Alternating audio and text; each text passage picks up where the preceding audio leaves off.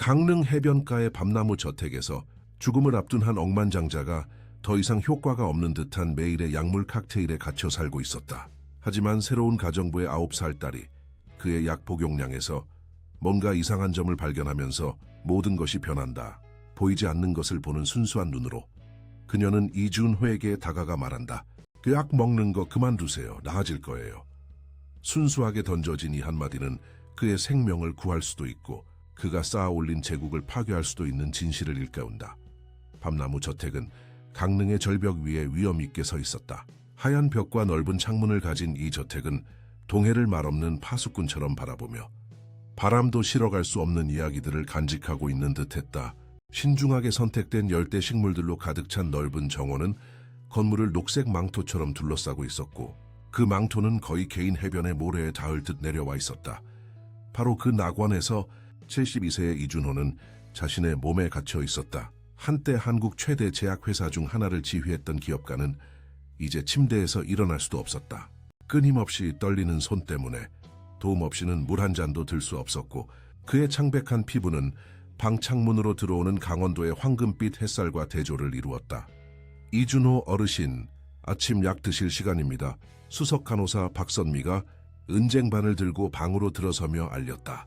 쟁반 위에는 크기와 색깔이 다른 알약 15, 개가 작은 칸막이에 정리되어 있었다. 생수 한 잔, 오렌지 주스, 그리고 액체 형태의 비타민이 이준호를 살려두는 것으로 알려진 약물 무기고를 완성했다. 고마워요, 박선미 씨. 그는 힘없는 목소리로 대답했다. 오늘 바다는 어때요? 잔잔합니다, 어르신 씨. 회사 특기스 아콘테츠로 오신다. 어르신의 눈처럼 푸르고요. 박선미는 베개를 고쳐주고 이준호가 앉는 것을 도왔다. 정재훈 박사님이 전화하셨습니다. 새로운 검사 결과와 함께 늦은 오후에 오신다고 합니다. 이준호는 알약 하나하나를 삼키며 그저 고개를 끄덕였다. 각 알약은 결코 실현되지 않는 개선의 약속을 상징했다. 그는 그 의료 방문이 다른 모든 방문과 같을 것이라는 것을 알고 있었다. 더 많은 약, 더 비싼 치료, 더 헛된 희망. 6개월 전 희귀퇴행성 질환 진단을 받은 이래로 그의 삶은 약, 검사, 그리고 악화의 끝없는 순환이었다. 주 침실 밖에서 저택을 관리하기 위해 새로 고용된 가정부 김지영은 청소팀을 지도하고 있었다. 35세의 김지영은 강원도 햇살에 그을린 구릿빛 피부와 늘 깔끔한 쪽진 검은 머리를 하고 있었으며 그곳의 화려함에 위축되지 않을 만큼 충분히 삶을 겪어본 사람의 단호함이 눈에 서려 있었다. 박미숙 씨, 저 화병 조심해 주세요. 중국 도자기입니다. 그녀는 거실 물건들을 먼지 털고 있는 직원을 지켜보며 지시했다. 그리고 이강민 씨, 창문은 흠집 하나 없이 깨끗해야 합니다. 이준호 어르신은 유리창에 얼룩 없이 바다를 보시는 걸 좋아하세요. 김지영은 부산의 다른 고급 주택에서 일했던 추천을 받아 고용되었다. 아무도 예상치 못했던 것은 그녀가 9살 딸 김미나와 함께 올 것이라는 점이었다. 호기심 많은 눈과 쉽게 웃는 얼굴을 가진 김미나는 삶의 상황 때문에 엄마가 일하는 동안 돌봐줄 사람이 없었다. 엄마, 밖에 정원 구경 가도 돼요? 김미나가 김지영 옆에 조용히 나타나 물었다. 그래, 하지만 아무것도 만지지 말고 내가 창문에서 볼 수 있는 곳에만 있어야 한다. 김지영은 딸의 곱슬머리에 꽂힌 알록달록한 머리띠를 고쳐주며 대답했다. 그리고 시끄럽게 하지마. 집주인 어르신이 편찮으셔서 쉬셔야 해. 김미나는 진지하게 고개를 끄덕이고 가벼운 발걸음으로 정원으로 나섰다. 엄마가 저택 안에서 일을 감독하는 동안 소녀는 밖에서 새로운 세상을 발견하고 있었다. 검은색과 거의 구별되지 않는 깊은 갈색, 눈은 단순한 어린아이의 호기심을 넘어선 관심으로 장식 식물들을 훑어보았다. 저택에 온 지 셋째 날, 김미나는 이미 정원의 구석구석을 알고 있었다. 파란 나비가 아침에 어디에 앉고 벌새가 어디에 둥지를 짓는지 알고 있었다. 더 중요하게는 장식 식물들 사이에서 할머니 정순자, 할머니가 강원도 내륙의 작은 집에서 차와 연고를 만들 때 사용했던 많은 약초들을 알아보았다. 이건 라벤더, 저건 레몬밤, 그리고 저것 봐, 페퍼민트잖아. 그녀는 완벽하게 정돈된 화단 사이를 걸으며 혼잣말을 했다. 김미나가 아직 몰랐던 것은 그녀의 정원 산책이 관찰되고 있었다는 것이다. 2층 방에서 이준호는 창밖을 몇 시간 동안 바라보며 그가 부러워하는 자유로움으로 식물들 사이를 춤추듯 움직이는 작은 그림자를 지켜보았다.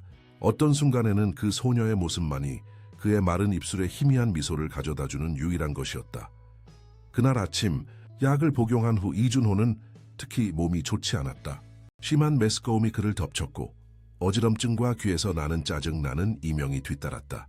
박선미는 정재훈 박사에게 긴급히 전화했고 1시간도 차에 되지 않아 이준호의 개인 주치에 금태 안경을 쓰고 손목에 값비싼 롤렉스 시계를 찬 중년 남성가 저택에 도착했다. 이런 증상은 예상된 겁니다. 이준호 어르신. 박사는 빠른 검사 후 말했다. 질병의 자연스러운 진행입니다. 이 두 약의 복용량을 조절하고 메스꺼움을 조절하기 위해 이 약을 추가하겠습니다. 이준호는 너무 지쳐서 더 이상 논쟁할 힘이 없어 눈을 감았다. 약 하나 더는 일주일에 50만 원 더 많은 부작용, 더 많은 의존성을 의미했다. 하지만 그가 무엇을 할 수 있을까? 그는 정재훈 박사를 15년 동안 신뢰해왔다. 3년 전 공격적인 암으로 세상을 떠난 그의 아내 박은지를 돌본 사람도 그였다. 아버지 듣고 계세요. 문에서 들려오는 여성의 목소리가 물었다. 이준호의 큰딸 이우진이 방으로 들어섰다. 그녀는 관객이 없어도 자신이 관찰되고 있다는 것을 아는 사람의 연습된 우아함으로 걸었다. 45세의 이우진은 완벽하게 염색된 금발머리와 명품 옷을 입고 있었으며 아버지와는 정반대였다. 활력이 넘쳤지만 실속은 없었다. 안녕 딸. 이준호는 힘겹게 대답했다. 정재훈 박사님 벌써 와 계셨군요. 아버지가 또 발작을 일으켰다고 들었어요. 그녀는 아버지를 제대로 쳐다보지도 않고 말했다. 이민혁도 걱정하고 있어요. 치료가 어떻게 진행되는지 알아야 해요. 이준호의 큰아들이자 현재 멘돈사 제약의 사장인 이민혁은 저택에 거의 나타나지 않았다. 6개월 전 아버지의 병이 악화된 이후 회사의 통제권을 인수한 이래로 그의 방문은 이준호의 떨리는 서명이 필요한 서류들을 논의하기 위한 짧은 방문에 불과했다. 최선을 다하고 있습니다. 이우진 씨. 박사는 청진기를 가죽 가방에 넣으며 대답했다. 하지만 복잡한 질환입니다. 가족들이 준비해야 할 것은 오랫동안 아버지를 돌볼 준비요. 이우진이 재빨리 말을 이었다. 알고 있습니다, 박사님. 돈은 문제가 되지 않아요. 우리는 가능한 최고의 치료를 원합니다. 이준호는 딸과 박사 사이의 시선 교환을 지켜보았다. 뭔가 있었다. 그가 해독할 수 없는 침묵의 소통, 아니면 그저 약의 또 다른 부작용일 수도 있었다. 약은 종종 그를 편집증적이고 혼란스럽게 만들었다. 어른들이 마치 자신이 없는 것처럼 자신의 운명에 대해 이야기하는 동안 이준호는 다시 창밖으로 시선을 돌렸다. 아래에는 작은 김민아가 이제 아몬드 나무 그늘 아래 앉아 알록달록한 공책에 열심히 글을 쓰고 있었다. 때때로 그녀는 이준호의 방 창문을 올려다보았다. 마치 자신이 관찰되고 있다는 것을 아는 것처럼. 저 아이는 누구죠?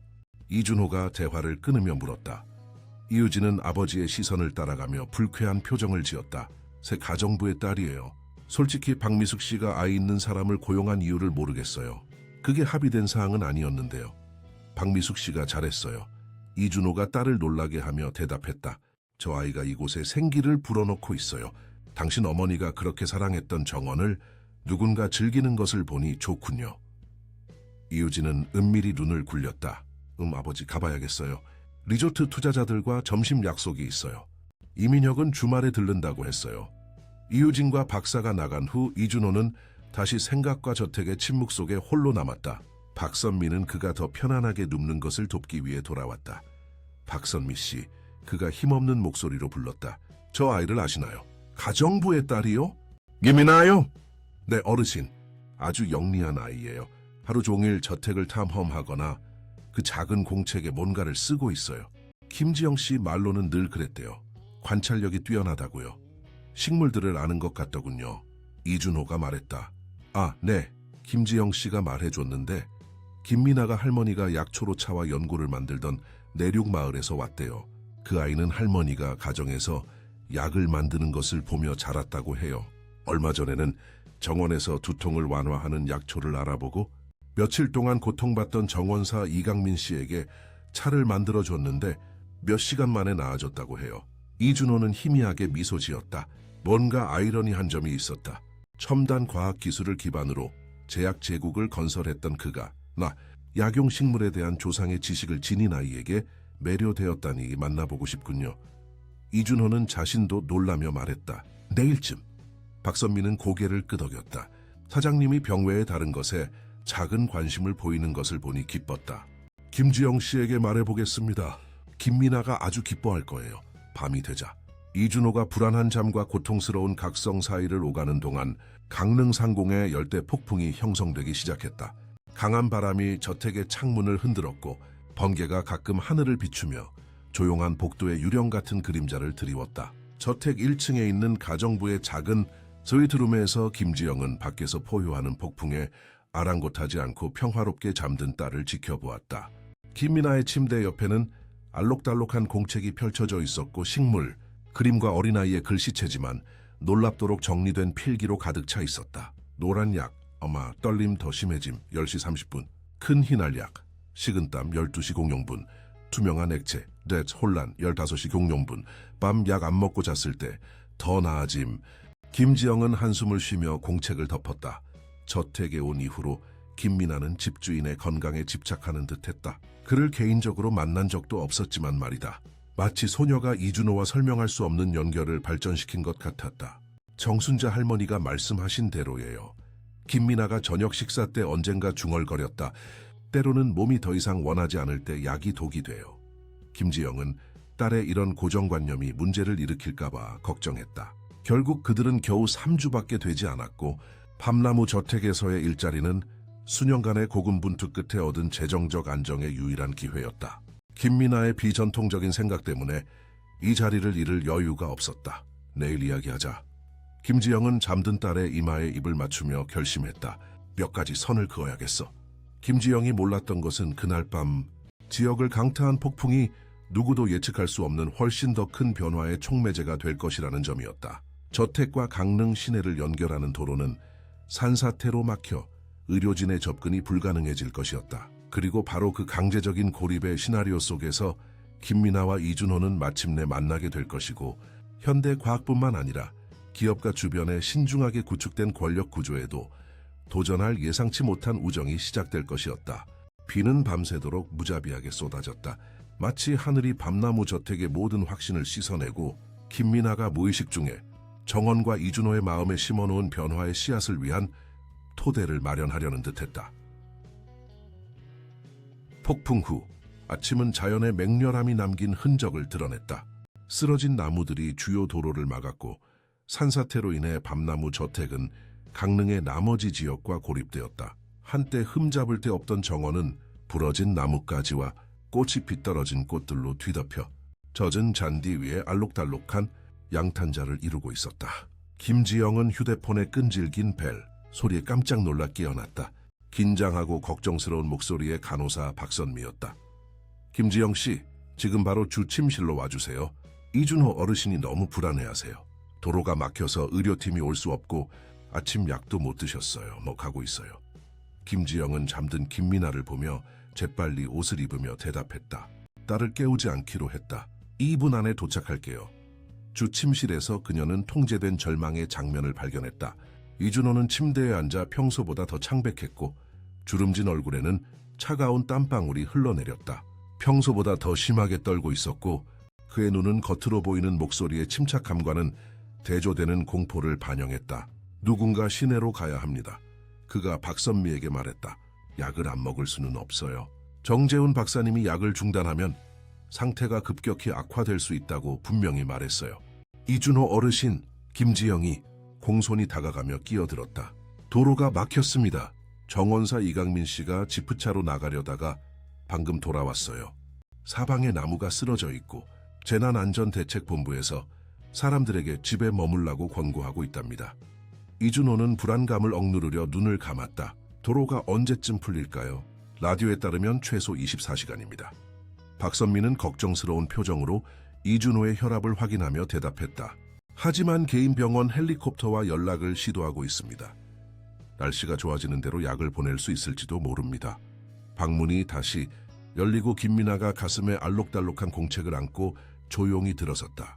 김지영은 딸을 꾸짖으려고 입을 열었지만 소녀의 자세에서 뭔가에 멈칫했다. 김미나는 어린아이의 호기심 때문에 온 것이 아니었다. 그녀의 눈에는 김지영이 잘 아는 단호함이 서려 있었다. 내가 김미나로구나. 이준호가 모두를 놀라게 하며 그를 알아보는 말을 했다. 정원의 아이. 김미나는 고개를 끄덕이며 두려움이나 망설임 없이 침대로 다가갔다. 잠시 이준호의 눈을 똑바로 바라본 후 어린 나이에도 불구하고 인상적인 확신을 가지고 말했다. 약 먹는 거 그만두세요. 나아질 거예요. 이어진 침묵은 박선미의 신경질적인 웃음으로 깨졌고 김지영은 서둘러 딸의 팔을 잡았다. 김미나, 이준호 어르신께 이렇게 말씀드리는 거 아니야. 당장 사과해. 그러나 이준호는 떨리는 손을 들어 진정하라고 했다. 그 어린아이의 말의 단호함 속에 그를 궁금하게 만드는 무언가가 있었다. 그것은 단지 주장의 순수함만이 아니라 그 말이 전달된 확신이었다. 왜 그렇게 말하니 아가? 그는 박선미의 경악한 시선을 무시하며 물었다. 김미나는 공책을 펼쳐 수많은 페이지의 필기를 보여주었다. 9살 아이에게서 예상되는 어지러운 낙서가 아니라 시간, 기호, 심지어 다양한 신체 상태를 나타내는 작은 그림들로 체계적으로 정리된 관찰 기록이었다. 약을 드시고 나면 더 나빠지세요. 그녀는 필기를 가리키며 설명했다. 여기 보세요. 간호사님이 쟁반 들고 들어오시는 시간마다 시계를 그렸어요. 그 다음에는 어르신이 어떻게 되시는지 표시했고요. 떨림은 항상 노란 약 드신 지 30분 후에 더 심해져요. 그리고 밤 약 시간을 놓치셨을 때만 제대로 주무실 수 있었어요. 김지영은 죽을 지경이었다. 이준호 어르신 죄송합니다. 김미나가 이러는 줄 몰랐어요. 관찰하고 있었군요. 이준호는 점점 더 흥미를 느끼며 공책을 넘겼다. 김미나가 관찰하고 있었어요. 김지영 씨. 다른 누구도 제대로 할 생각조차 하지 않았던 것을요. 박선미가 눈에 띄게 불편한 표정으로 다가왔다. 어르신 죄송하지만 아이의 기록일 뿐입니다. 정재훈 박사님은 이 나라에서 가장 존경받는 의사 중 한 분이시고 3가지 전문 분야를 가지고 계시며 그리고 손목에 1억짜리 롤렉스를 차고 있죠. 이준호가 씁쓸한 미소를 지으며 말을 이었다. 과학을 무시하는 게 아니에요, 박선미 씨. 그저 다른 관점에 관심이 있을 뿐입니다. 그는 김민에게로 몸을 돌렸다. 아가 어떻게 그렇게 관찰하는 법을 배웠니? 김미나는 유치가 빠진 자리를 드러내며 웃었다. 정순자 할머니요. 할머니는 항상 치유하기 전에 봐야 한다고 말씀하세요. 정말로 봐야 한다고요? 식물들은 말을 하지만 들을 줄 아는 사람에게만요. 그럼 너는 들을 수 있니? 소녀는 진지하게 고개를 끄덕였다. 모두 다요. 어르신 정원의 식물들은 아무도 말을 걸어주지 않아서 슬퍼해요. 하지만 거기서 기다리고 있어요. 도와주려고요.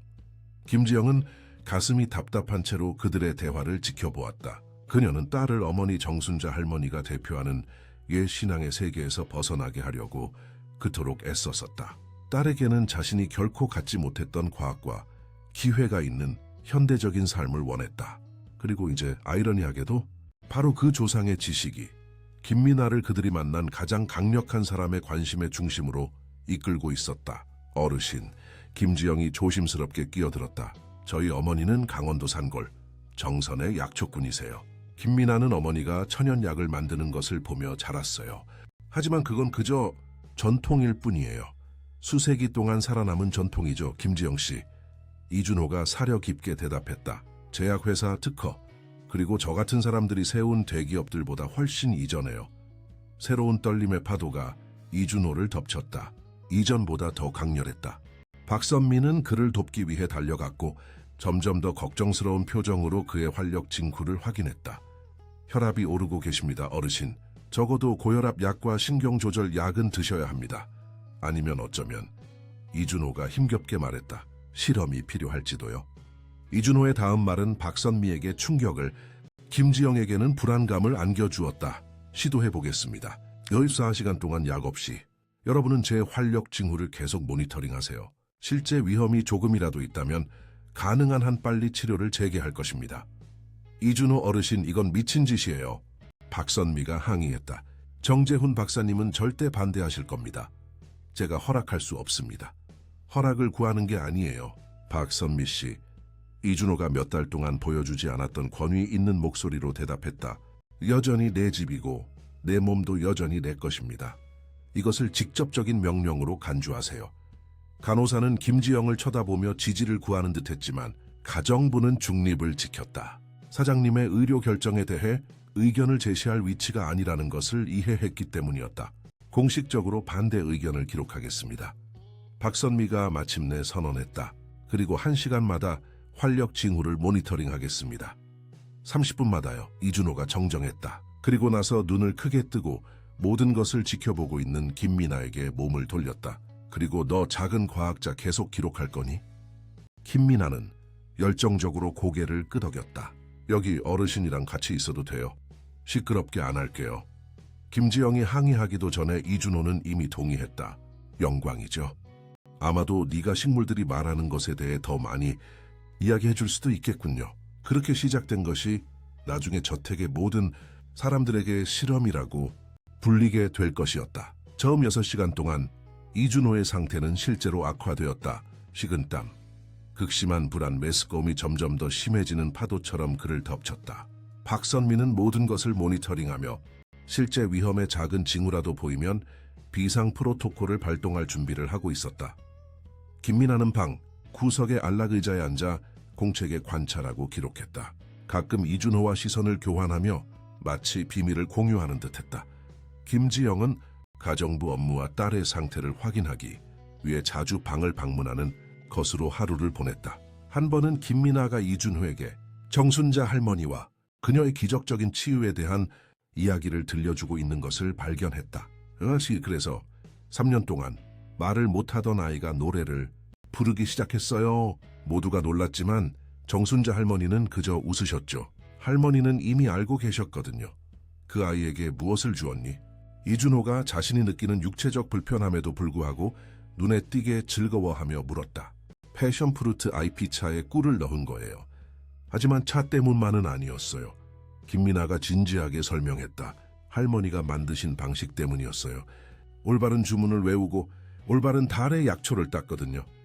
할머니는 항상 의도 없는 약은 그저 색깔 있는 물일 뿐이라고 말씀하세요. 이준호는 미소를 지었다. 김지영이 이곳에서 일하기 시작한 이래로 보지 못했던 진심 어린 미소였다. 내 할머니는 아주 현명한 분 같구나. 세상에서 가장 현명하세요. 김미나가 확신했다. 그리고 나서 비밀을 말하는 듯 목소리를 낮췄다. 어르신 정원의 식물들이 어르신이 필요로 하는 거의 모든 약을 가지고 있다는 걸 아세요? 떨림과 허약함을 돕는 데 도움이 될 만한 7가지 다른 종류를 이미 알아냈어요. 김지영은 헛기침을 하며 끼어들 때가 되었다고 느꼈다. 김미나, 이준호 어르신이 좀 쉬셔야 할 것 같아. 괜찮아요, 김지영 씨. 이준호가 안심시켰다. 사실 몇 달 만에 가장 존재감을 느끼는 것 같아요. 설명하기는 어렵지만요. 밤에 약을 복용하지 않은 지 12시간이 되었을 때 예상치 못한 일이 일어났다. 특히 심한 떨림과 식은땀 에피소드 후에 이준호는 깊고 평화로운 잠에 빠졌다. 처음에 놀랐던 박선미는 모든 활력 징후를 확인했고 몇 주 동안보다 더 안정적이라는 것을 놀랍게도 확인했다. 그냥 주무시는 것 같아요. 그녀가 김미나를 저녁 식사에 데려가러 온 김지영에게 말했다. 진정제 없이 정상적인 잠을 주무시네요. 대화를 듣고 있던 김미나는 만족스러운 미소를 지었다. 몸이 독을 씻어내고 있는 거예요. 그녀는 자연스럽게 설명했다. 할머니는 이걸 새롭게 태어남이라고 부르세요. 처음에는 최악이 오고 그 다음에는 휴식이 오고 그리고 나서 새로운 힘이 와요. 김지영과 박선미는 서로 시선을 교환했다. 둘 다 그 아이에게서 뿜어져 나오는 지혜에 감탄하고 약간은 겁을 먹었다. 다음 날 폭풍은 잦아들었지만 도로는 여전히 복구 중이었다. 정재훈 박사는 화상통화를 할 수 있었고 이준호의 실험에 대해 듣고 눈에 띄게 불안해했다. 이건 말도 안 돼요. 지금 당장 헬리콥터 팀을 보내겠습니다. 그는 금태 안경을 신경질적으로 고쳤으며 선언했다. 이준호 어르신, 아이의 추측에 근거해서 목숨을 걸고 계신 거예요. 그러나 의사가 아이패드 화면에서 본 이미지는 그의 기대와 달랐다. 악화된 환자 대신 그는 몇 달 만에 처음으로 얼굴에 혈색이 돌고 차를 마시며 침대에 혼자 앉아있는 이준호를 보았다. 안녕하세요, 정재훈 박사. 이준호가 자신도 놀랄 만큼 또렷한 목소리로 인사했다. 보시다시피 아직 살아있습니다. 사실 지난밤에는 악몽이나 통증 없이 8시간 내리 잠을 잤습니다. 그것은 단지 해독 효과일 뿐입니다. 의사가 눈에 띄게 불편한 표정으로 주장했다. 일시적이며 극도로 위험합니다. 즉시 약물 치료를 재개해야 합니다. 방 구석에서 대화를 지켜보던 김미나가 망설이며 다가와 이준호의 귀에 무언가를 속삭였다. 그는 고개를 끄덕이고 다시 화면을 응시했다. 정재훈 박사, 저는 다른 접근 방식을 제안합니다. 계속해서 24시간 동안 약물 없이 지내고 싶습니다. 지속적인 모니터링 해요. 만약 제 상태가 크게 악화되면 전체 치료를 재개할 것입니다. 만약 계속 나아진다면 전체 프로토콜을 재평가해야 할 것입니다. 의사의 얼굴은 불신과 함께 다른 무언가가 뒤섞인 표정으로 일그러졌다. 이준호는 정확히 무엇인지는 알 수 없었지만 그를 흥미롭게 만들었다. 그것은 진정한 걱정일까? 아니면 다른 것일까? 이준호 어르신, 이건 미친 짓이에요. 이민혁에게 말하겠습니다. 어르신이 합리적인 결정을 내리지 못하고 있다는 것을 그가 알아야 합니다. 아들의 언급에 이준호의 표정이 굳어졌다. 내 아들은 내 의료 결정에 대한 권한이 없어. 정재훈 박사. 아직은. 통화를 끊은 후 이준호는 김민에게 몸을 돌렸다. 아가, 어떻게 생각하니? 내가 옳은 일을 하고 있는 걸까? 김민아는 질문의 무게를 갑자기 의식하며 입술을 깨물었다. 그녀는 겨우 9살짜리 소녀였고 한국에서 가장 강력한 사람 중 한 명이 생명과 건강 문제에 대한 자신의 의견을 묻고 있었다. 저는 제가 보는 것만 알아요. 그녀는 마침내 대답했다. 그리고 제가 보는 것은 어르신이 약을 드실 때보다 안 드실 때 더 나아지고 있다는 거예요. 하지만 정순자 할머니는 항상 치유하는 것이 나쁜 것을 제거하는 것만이 아니라고 말씀하세요. 좋은 것을 채워 넣는 것이기도 하다고요. 이준호는 단순하지만 심오한 그 말들을 곰곰이 생각했다. 수십 년 동안 그는 의약품 생산으로 수십억을 벌어들이는 회사를 운영해왔다. 그는 과학 임상 연구, 엄격한 프로토콜을 믿었다. 그러나 이제 자신의 나약함에 직면하여 그의 제한된 시야가 허용했던 것보다 세상에 더 많은 지혜가 있을지도 모른다고 의문을 품기 시작했다. 그럼 어떻게 제안하겠니, 김민아 의사? 그가 부드러운 미소로 물었다. 소녀의 눈이 질문에 빛났다. 특정 페이지를 펼치자 여러 식물들의 그림이 나타났고 각 식물은 일반적인 이름과 효능이 적혀 있었다. 먼저 신경을 진정시키고 잠을 돕기 위해 레몬밤 차로 시작할 수 있어요. 그 다음에는 소화와 메스꺼움을 위해 생강과 박하차를요. 그리고 떨림에는 그녀는 김지영이 불안하게 지켜보는 것을 보며 망설였다. 자, 그건 정원에 없는 선교 한 초가 필요해요. 하지만 도로가 열리면 시장에서 찾을 수 있을지도 몰라요. 김지영은 딸의 지식에 대해 자부심을 느껴야 할지 두려움을 느껴야 할지 알 수 없었다. 그녀는 딸을 정순자 할머니의 미신에서 멀어지게 하려고 그토록 애썼는데 이제 김민아가 자신도 결코 갖지 못했던 자신감으로 그 유산을 받아들이는 것을 보고 있었다. 이준호 어르신, 김지영이 조심스럽게 끼어들었다. 아마도 의사에게 상담하기 전에 신중해야 할 것 같습니다. 다른 의사에게 상담하라는 말이군요. 이준호가 정정했다. 정재훈 박사님은 분명 대안을 탐색하는데 관심이 없으니까요. 그 순간 이준호의 전화가 울렸다. 아들 이민혁이었다. 스마트폰 화면에 그의 사진이 떴다. 이준호는 잠시 전화를 받을지 말지 고민했다. 마침내 한숨을 쉬며 전화를 받았다. 아버지, 지금 무슨 미친 소리를 듣고 있는 거예요? 이민혁의 흥분한 목소리가 방에 울려 퍼졌다. 정재훈 박사님이 방금 저에게 전화해서 아이의 조언에 따라 약물 복용을 거부하고 있다고 하던데요. 완전히 미치신 거예요? 이준호는 침착함을 유지하며 자신도 놀랐다. 안녕 이민혁, 나도 잘 지내. 물어봐줘서 고마워. 지금은 빈정거릴 때가 아니에요, 아버지. 아버지의 건강, 아버지의 삶에 대해 이야기하고 있는 거라고요. 정확히 아들, 내 삶 말이야. 그리고 몇 달 만에 처음으로 다시 정말 살아있다는 느낌을 받고 있어. 전화 반대편의 침묵은 이민혁의 목소리 톤 변화로 이어졌다. 이제는 더 계산적이고 차가웠다. 아버지, 솔직히 말할게요. 이 미친 짓을 계속한다면 법적으로 아버지의 금치산자 선고를 요청할 거예요. 아버지의 정신 상태가 결정을 내릴 수 없다는 것을 증언할 3명의 의사가 준비되어 있어요.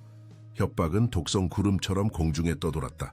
이준호는 안락의자에 움츠러들어 대화의 방향에 분명히 겁먹은 김민아를 바라보았다. 김지영은 문 옆에 뻣뻣하게 서서 그들이 나가서 사적인 시간을 줄지 말지 고민하는 듯했다. 타임 인혁. 이준호가 마침내 오랫동안 보여주지 않았던 단호함으로 말했다. 그렇게 해봐. 그럼 네가 멘돈사 제약에 발도 못 들여놓게 할 거야. 이사회에 내 친구들이 있어. 네가 내가 없는 동안 회사를 어떻게 관리했는지 아주 궁금해할 거야. 지금 저를 협박하시는 거예요, 아버지? 뭘 근거로요? 미신에 빠진 아이의 망상 때문이에요? 이준호는 분노로 얼굴이 화끈거리는 것을 느꼈다. 아니, 아들, 40년간의 시장 경험을 근거로 하는 거야. 그리고 모든 것에도 불구하고 내가 여전히 최대 주주라는 사실을 근거로 하는 거지. 자, 실례하겠네. 쉬어야겠어. 지난 24시간은 꽤 깨달음을 주었으니까. 전화를 끊은 후 이준호는 잠시 눈을 감고 숨을 고르려 했다. 다시 눈을 떴을 때 김미나가 호기심 어린 눈으로 자신을 바라보고 있는 것을 보았다. 어르신 아드님은 저를 안 믿죠? 그녀가 당황스러울 정도로 솔직하게 물었다. 내 아들은 자신이 통제할 수 없는 것은 아무것도 믿지 않아, 김미나. 이준호가 슬픈 미소로 대답했다. 불행히도 그건 내가 배우는데 너무 오래 걸린 교훈이야. 그날 오후 구조팀이 마침내 주요 도로를 뚫기 시작하는 동안 김미나는 엄마의 빌린 휴대폰으로 찍은 사진들을 이용해 이준호를 정원으로 가상 여행을 시켜주었다. 각 식물에 대해 그녀는 이야기나 약용 효능을 공유할 것이 있었다. 이것 봐요, 로즈마리예요. 정순자 할머니는 기억력을 좋게 하고 슬픔을 쫓아낸다고 말씀하세요. 그리고 저건 라벤더인데 잠을 잘 자게 하고 불안한 마음을 진정시켜줘요. 그리고 이 작은 노란 꽃 아세요? 단순해 보이지만 염증에 아주 강력해요. 이준호는 순수한 매력으로 모든 정보를 흡수했다. 말 많은 아이 뒤에서 그는 수세기 동안 구전으로 전해지고 시험되고 다듬어진 세대 간의 지식을 보았다. 그것은 그가 알던 과학과는 다른 형태의 과학이었다. 덜 체계적이었을지는 몰라도 덜 유효한 것은 아니었다. 김미나. 그들이 함께 창밖으로 석양을 바라보며 이준호가 물었다. 왜 나에게 신경을 써주었니? 왜 내 건강에 대해 모든 것을 관찰하고 기록했니? 소녀는 잠시 생각했다. 안락 의자에 앉아 발이 바닥에 닿지 않아 다리를 흔들었다. 어르신이 제가 한번 찾았던 새를 생각나게 했기 때문이에요. 그녀는 마침내 대답했다. 날개가 부러져서 모두가 죽을 거라고 돕지 않는 게 낫다고 했어요. 하지만 정순자 할머니는 살아있는 모든 것은 계속 살고 싶어 한다고, 단지 올바른 기회가 필요할 뿐이라고 말씀하셨어요. 그 새는 어떻게 되었니? 이준호가 이미 답을 짐작하며 물었다. 날아갔어요. 김미나가 환한 미소로 말했다. 같은 날도 아니고 같은 주도 아니었어요. 하지만 어느 날 준비가 되었을 때 날개를 펼치고 떠났어요. 소녀의 단순한 말은 이준호의 마음에 깊이 와닿았다. 그와 같은 사람들이 이익을 가능성보다 우선시했기 때문에 얼마나 많은 진정한 치유의 기회가 세상에 거부되었을까? 그가 건설하는 데 도움이 된 시스템이 모든 사람을 약물 감옥에 의존하게 만드는데 너무 집중하지 않았다면 얼마나 많은 새들이 날아갈 수 있었을까? 밤이 되어 36억 시간 동안 약을 복용하지 않은 상태가 되었을 때 이준호는 자신의 삶뿐만 아니라 한국 제약산업 전체의 미래를 바꿀 결정을 내렸다. 그리고 모든 것은 9살 소녀의 7마디 단순한 말로 시작되었다. 약 먹는 거 그만두세요. 나아질 거예요. 멘돈사 제약의 헬리콥터가 저택 정원에 지정된 구역에 착륙하여 알록달록한 색종이처럼 공중에서 춤추는 나무잎과 꽃잎의 소용돌이를 일으켰다. 이민혁은 단호한 발걸음으로 헬리콥터에서 내렸고 그 뒤를 정재훈 박사와 완벽한 정장 차림의 중년 여성이 서류 가방을 들고 따랐다. 저 아이는 누구죠? 이민혁이 2층 창문에서 그들을 지켜보는 김미나를 발견하고 물었다. 제 아버지 방에서 아이가 뭘 하고 있는 거죠? 정재훈 박사는 눈에 띄게 불편한 표정으로 안경을 고쳤었다. 새 가정부의 딸입니다. 제가 알기로는 그 아이가 어르신께 치료를 중단하도록 영향을 미쳤습니다. 좋네요. 이민혁이 비꼬는 듯 중얼거렸다. 제 아버지는 시골 아이의 영향을 받고 있어요. 강민정 변호사님, 이건 우리의 입장을 더욱 강화할 뿐입니다. 정장 차림의 여인, 멘돈사 제약의 법률 고문 강민정 변호사는 은밀히 고개를 끄덕였다. 모든 것을 기록했습니다. 어르신의 정신적 능력, 평가를 위해 임시 금치산자 신청을 할 충분한 근거가 있습니다. 2층에서 김지영이 이준호의 방으로 서둘러 들어왔다. 어르신 아드님께서 정재훈 박사님과 모르는 여성분과 함께 오셨습니다. 강민정 변호사일 겁니다. 우리 회사의 법률 고문이죠. 창문 옆 안락 의자에 앉아 밖의 움직임을 지켜보던 이준호가 대답했다. 그들은 나를 무능하다고 선언하러 오는 겁니다. 김지영 씨 디크의 목소리에는 상황의 심각성과 대조되는 평온함이 있었다. 48시간 동안 약물 없이 지낸 후 떨림은 상당히 줄어들었고 그가 보여주는 정신적 명료함은 저택의 모든 사람들을 놀라게 했다. 어르신, 김미나와 제가 물러나는 것이 좋을 것 같습니다. 김지영은 여전히 공책을 들고 있는 딸에게 걱정스러운 시선을 던지며 조심스럽게 제안했다. 절대 안 됩니다. 이준호가 단호하게 대답했다. 너희 둘은 내 증인이야. 게다가 그는 김민아에게 다정한 눈길을 보내며 망설였다. 내 작은 의사가 옆에 있어야겠어. 김민아는 자랑스럽게 미소 지었고 김지영은 불안하게 입술을 깨물었다. 밤나무 저택에서의 일자리는 좋은 월급 그 이상을 의미했다. 딸에게 강릉의 사립학교를 포함하여 더 나은 미래를 제공할 수 있는 유일한 기회였다. 이제 그녀는 이 모든 것을 잃을 수도 있는 가족 분쟁의 한가운데 놓여 있었다. 아무도 노크하지 않고 방문이 열렸다.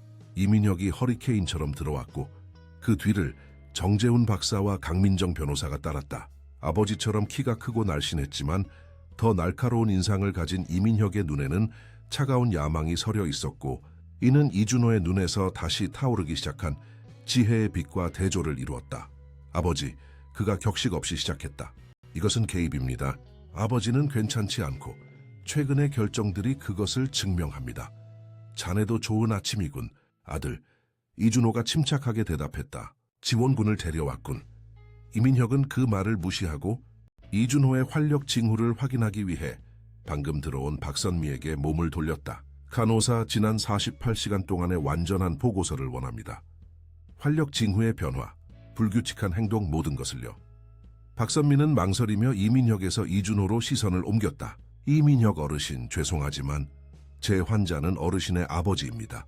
모든 의료 정보는 어르신의 명시적인 허락 없이는 공유될 수 없습니다. 제가 어르신의 법적 보호자입니다. 이민혁이 폭발했다.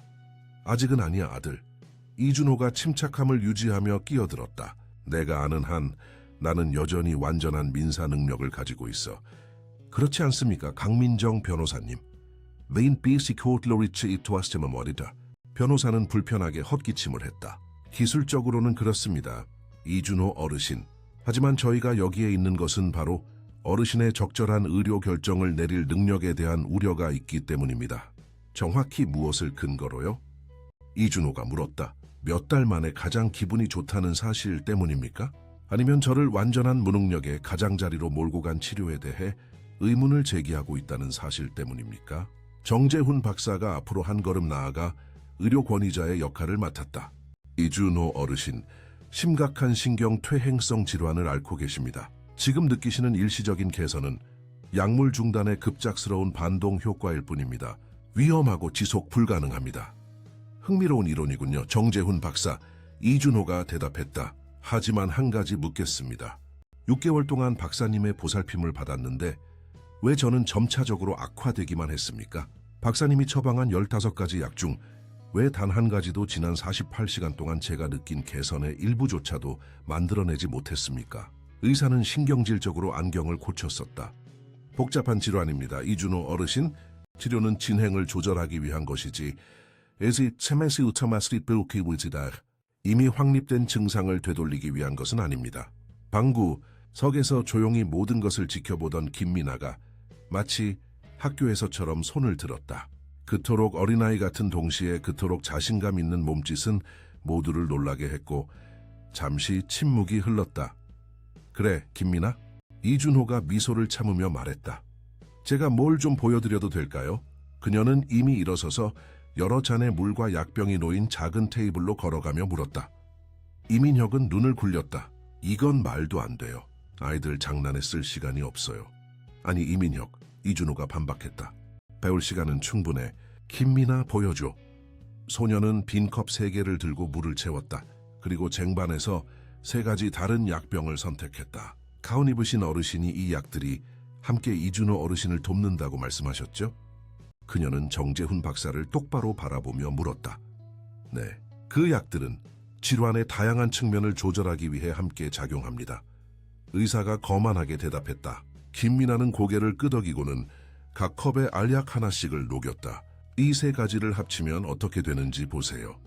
그녀는 처음 2컵의 내용물을 3번째 컵에 부었다.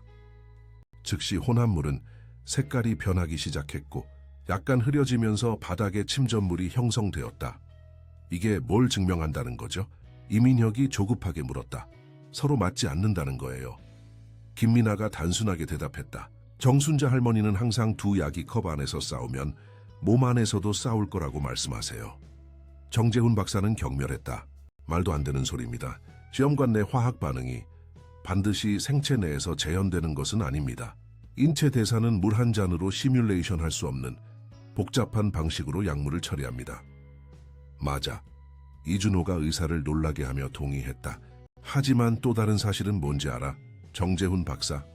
약물 상호작용은 실제이고 문서화되어 있다는 거야. 그리고 자네 같은 의사들은 그것에 주의를 기울여야 한다는 거지. 그는 아들에게 몸을 돌렸다. 이민혁 2년 전쯤이었던가? 우리 연구부서가 뉴로스타신과 베타 차단제 계열의 고혈압 약물 사이에 잠재적으로 위험한 상호작용에 대한 보고서를 제출했을 때를 기억하나? 이민혁은 눈에 띄게 불편해했다. 아버지, 지금은 그럴 때가 아닌 것 같습니다만 바로 지금이야. 이준호가 말을 끊었다. 그의 목소리에 힘이 실렸다. 정재훈 박사님이 내게 처방한 약 중 하나가 뉴로스타신이고 베타 차단제인 베타코르와 함께 처방되었으니까. 그리고 그 보고서에 뭐라고 나와 있었는지 아나? 그 특정 조합이 심한 떨림, 극심한 피로, 정신혼란과 같은 증상을 유발할 수 있다고 했어. 정확히 내가 지난 몇 달 동안 겪었던 증상들이야. 그 폭로는 방의 폭탄처럼 떨어졌다. 정재훈 박사는 창백해졌고 강민정 변호사는 놀란 표정으로 이민혁을 바라보았다. 그건 과장입니다. 의사가 더듬거렸다. 연구 결과는 결론적이지 않고 그 연구는 우리 것이야. 정재훈 박사. 이준호가 말을 끊었다. 멘돈사 제약의 연구 말이야. 가장 수익성 있는 우리 약 중 하나의 판매에 영향을 미칠 것이기 때문에 제대로 공개되지 않았던 연구들 말이지. 김지영은 점점 더 걱정스러운 표정으로 그 장면을 지켜보았다. 딸의 단순한 관찰로 시작된 일이 한국 최대 제약회사 중 하나와 관련된 잠재적인 스캔들로 변하고 있었다. 그리고 그들은 이 모든 것의 중심에 있었다. 이준호 어르신, 그녀가 부드럽게 끼어들었다. 아마도 가족들이 사적으로 이야기할 시간을 드리는 것이 현명할 것 같습니다. 그러나 김미나는 주변의 긴장감에 아랑곳하지 않는 듯했다. 자신의 필기에 집중하며 가끔 이준호를 바라보며 그의 외모에서 뭔가 확인하는 듯했다. 그럴 필요 없어. 김지영 씨, 이준호가 대답했다. 사실 김지영 씨와 김미나가 있어줬으면 좋겠어. 이 방에 있는 유일한 사람들은 내 건강 상태에 재정적 이해관계가 없는 사람들이니까. 이민혁이 화를 내며 앞으로 한 걸음 나섰다. 어떻게 감히 제가... 네가 뭘 이민혁? 이준호가 말을 끊었다. 내가 아팠을 때 놀랍도록 열정적으로 회사를 장악하지 않았나? 내가 늘 반대했지만 네가 늘 하고 싶었던 변화들을 시행하지 않았나? 무능한 아버지보다 활발한 CEO가 훨씬 더 편안한 위치에 있지 않았나? 강민정 변호사는 상황을 진정시키려 헛기침을 했다. 이준호 어르신의 좌절감을 이해합니다만 이 비난들은 심각하며 비난이 아니야. 강민정 변호사, 사실이야. 그리고 공유할 흥미로운 사실이 하나 더 있어. 이준호는 정재훈 박사를 가리켰다. 여기 존경하는 우리 의사께서는 그가 나에게 처방한 약 중 3가지를 생산하는 브레인팜의 소액 주주이시지. 아주 흥미로운 우연 아닌가? 그 폭로는 의사를 눈에 띄게 동요시켰다. 그것은 제 의료 결정에 전혀 영향을 미치지 않았습니다. 그렇다면 왜 이 이해 충돌을 한 번도 언급하지 않았습니까? 이준호가 물었다. 왜 약물 간의 가능한 상호작용에 대해 저와 논의한 적이 없습니까? 특히 우리가 그에 대한 내부 연구를 가지고 있다는 점을 고려하면요.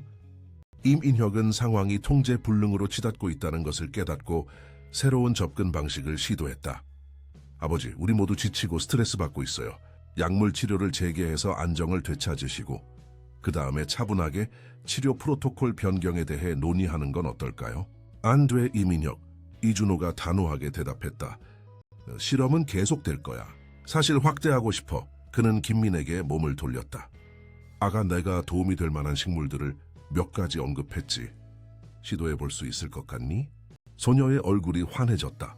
네, 정원에서 제가 알아낸 모든 것을 보여드릴 수 있어요. 그리고 어르신이 부엌을 쓰게 해주시면 정순자 할머니가 가르쳐 주신 대로 몇 가지 차를 만들 수 있어요. 정재훈 박사는 믿을 수 없다는 듯 고개를 저었다. 이건 무책임함의 극치입니다. 이준호 어르신, 과학적으로 검증된 약을 아이가 준비한 정원차로 대체하시겠다는 겁니까? 아니, 정재훈 박사, 이준호가 정정했다. 현대 과학이 제공하는 것을 자네와 내가 경멸하도록 훈련받은 전통 지식으로 보완할 거야. 그리고 적절한 의료 감독해 그렇게 할 거야. 제 감독이요? 이사가 혼란스러워하며 물었다. 아니, 이준호가 미소 지었다. 이미 국립대학교 병원의 한유리 교수님과 연락했어. 그분은 통합의학 전문가이고 지금 강릉으로 오고 계셔. 내 모든 검사 결과와 진료 기록을 그분께 전달할 수 있도록 자네가 공유해주면 좋겠어. 한유리 교수님의 언급은 정재훈 박사에게 다른 어떤 것보다 더 큰 영향을 미미치는 듯했다. 전통적인 의료 관행과 현대 지식을 결합하는 대대한 엄격한 연구로 유명한 그녀는 불필요하고 잠재적으로 해로운 치료법을 폭로하는 평판을 가지고 있었다.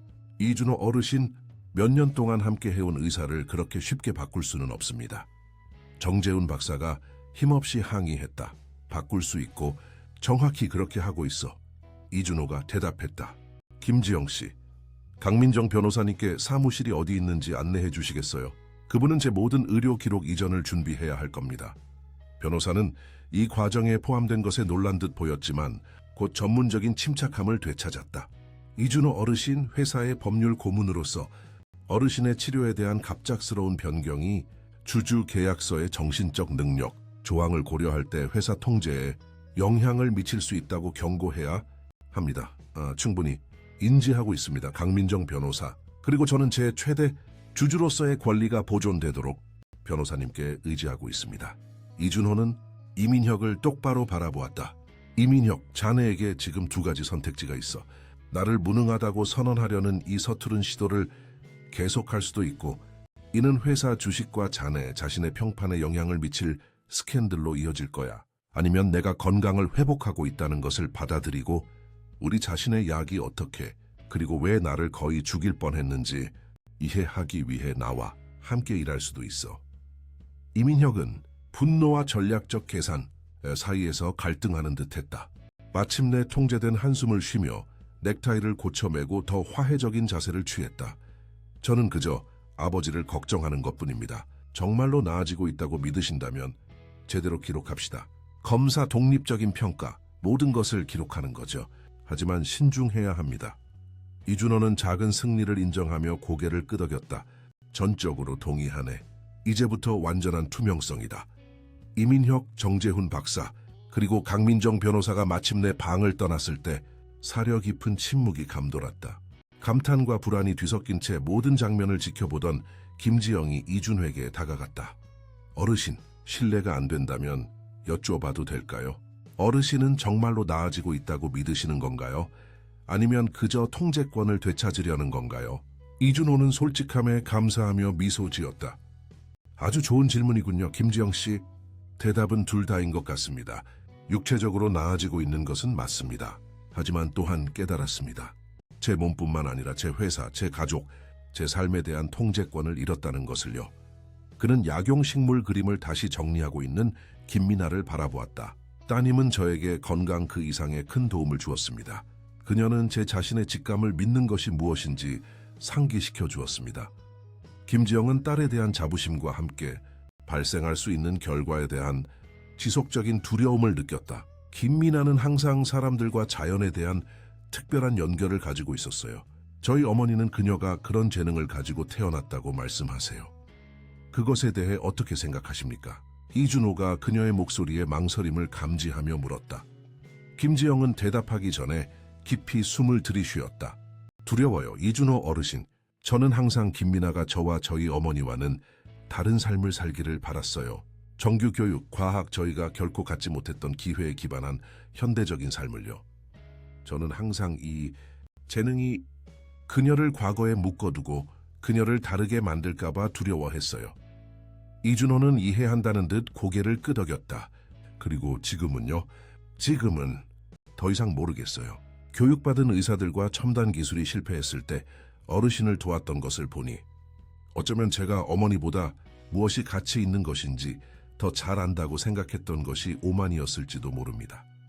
김민아는 대화에 아랑곳하지 않는 듯 공책에서 찢은 종이 한 장을 들고 다가왔다. 그 종이에는 각 약용 식물을 찾을 수 있는 곳을 나타내는 색깔 표시가 있는 정원 지도가 그려져 있었다. 내일부터 시작할 수 있도록 지도를 만들었어요. 그녀는 이준호에게 종이를 건네며 알렸다. 레세트. 빨간색 표시는 피를 튼튼하게 하는 식물이고, 초록색은 신경을 위한 것이고, 파란색은 몸속을 깨끗하게 하는 거예요. 이준호는 진심 어린 관심으로 그림을 살펴보았다. 인상적이구나. 김민아. 정원의 구석구석을 탐험했겠구나. 3번이나요? 그녀는 어린아이 같은 열정으로 확인했다. 오이스야. 그리고 저 뒤 벽 근처에 아무도 돌보지 않는 작은 공간이 있어요. 거기에 아직 없는 다른 약초들을 심어도 될까요? 김지영이 딸이 비싼 정원을 바꾸고 싶어 하는 것에 대해 사장님이 어떻게 생각할지 걱정하며 끼어들기도 전에 이준호가 대답했다. 이제 내 거야, 김민아. 그 공간으로 원하는 대로 해도 좋아. 사실 확장해야 한다고 생각해. 장식 정원의 일부를 제대로 된 약용 정원으로 바꾸는 거지. 김민아의 눈이 가능성에 크게 뜨였다. 정순자 할머니 정원처럼요? 달의 위상에 따라 화단을 나누고 모든 것을요? 정확히 그렇게 이준호가 확인했다. 그리고 김지영을 바라보며 덧붙였다. 사실 더 좋은 생각이 있어. 정순자 할머니를 초대해서 방문해달라고 하는 건 어떨까요? 그분께 배울 점이 많을 거라고 확신합니다. 그 제안은 김지영을 놀라게 했다. 그녀의 어머니, 정선에 존경받지만 미신적이라고 여겨지기도 하는 약초꾼이 한국에서 가장 부유한 사람 중 한 명의 저택을 방문한다니? 그녀가 분리하려고 했었던 두 세계가 충돌하려는 참이었다. 어머니는 정선을 떠나는 것을 별로 좋아하지 않으세요? 어르신, 그분은 그곳에 뿌리를 두고 계세요. 이해합니다. 이준호가 대답했다. 하지만 우리가 상황을 설명한다면 어떨까요? 저에게 호의를 베푸는 것뿐만 아니라 그분이 지니고 있는 지식을 보존하고 가치 있게 여길 기회로서요. 점점 더 흥미를 느끼며 대화를 지켜보던 김민아가 끼어들었다. 정순자 할머니는 항상 지식은 살아있기 위해 순환해야 한다고 말씀하세요. 만약 누군가가 진정으로 배우고 싶어 한다는 것을 아시면 오실 거예요. 김지영은 망설였다. 화려한 옷을 입고 구슬 목걸이를 하고 약초 다발을 묶은 어머니가 밤나무 저택의 우아한 홀을 걷는다는 생각은 동시에 무섭고 이상하게 해방감을 주었다. 제가 내일 전화해 볼게요. 그녀는 마침내 허락했다. 그날 밤 이준호가 몇 달 만에 처음으로 평화로운 잠을 자는 동안 서울의 멘돈사 제약본사에서는 다른 폭풍이 형성되고 있었다. 이민혁은 주요 임원들과 정재훈 박사를 소집하여 긴급 회의를 열었다 해도 상황이 심각합니다. 이민혁이 테헤란로가 내려다 보이는 호화로운 사무실을 초조하게 왔다 갔다 하며 선언했다. 그러니까 제 아버지는 치료를 중단했을 뿐만 아니라 가능한 의료 과실, 더 나아가 우리가 은밀하게 유지했던 약물 상호작용 연구의 실패를 적극적으로 조사하고 있습니다. 정재훈 박사는 눈에 띄게 불안해 보였다. 단 그분이 뉴로스타신 보고서를 언급했습니다. 어떻게 그것을 기억했을까요? 약물 때문에 기억력이 손상되었다고 생각했는데 그게 문제예요. 이민혁이 대답했다. 몇 달 만에 처음으로 명확하게 생각하고 계세요. 그리고 이제 한유리 교수님을 불렀어요. 그게 무슨 뜻인지 아시죠? 임원들은 걱정스러운 시선을 교환했다.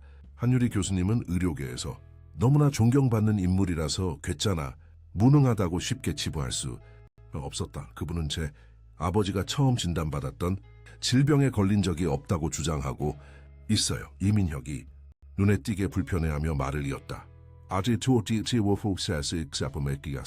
그의 증상은 사실 약물 부작용, 특히 약물 상호작용 때문이었다고요.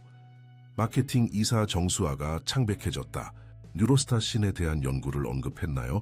야네식처무 이민혁이 건조하게 대답했다. 아버지도요? 어떻게든 그의 기적적인 회복 중에 그는 2년 전의 내부 보고서를 완벽하게 기억해냈어요. 그 보고서는 외부에는 결코 공개되지 않았던 것이었죠.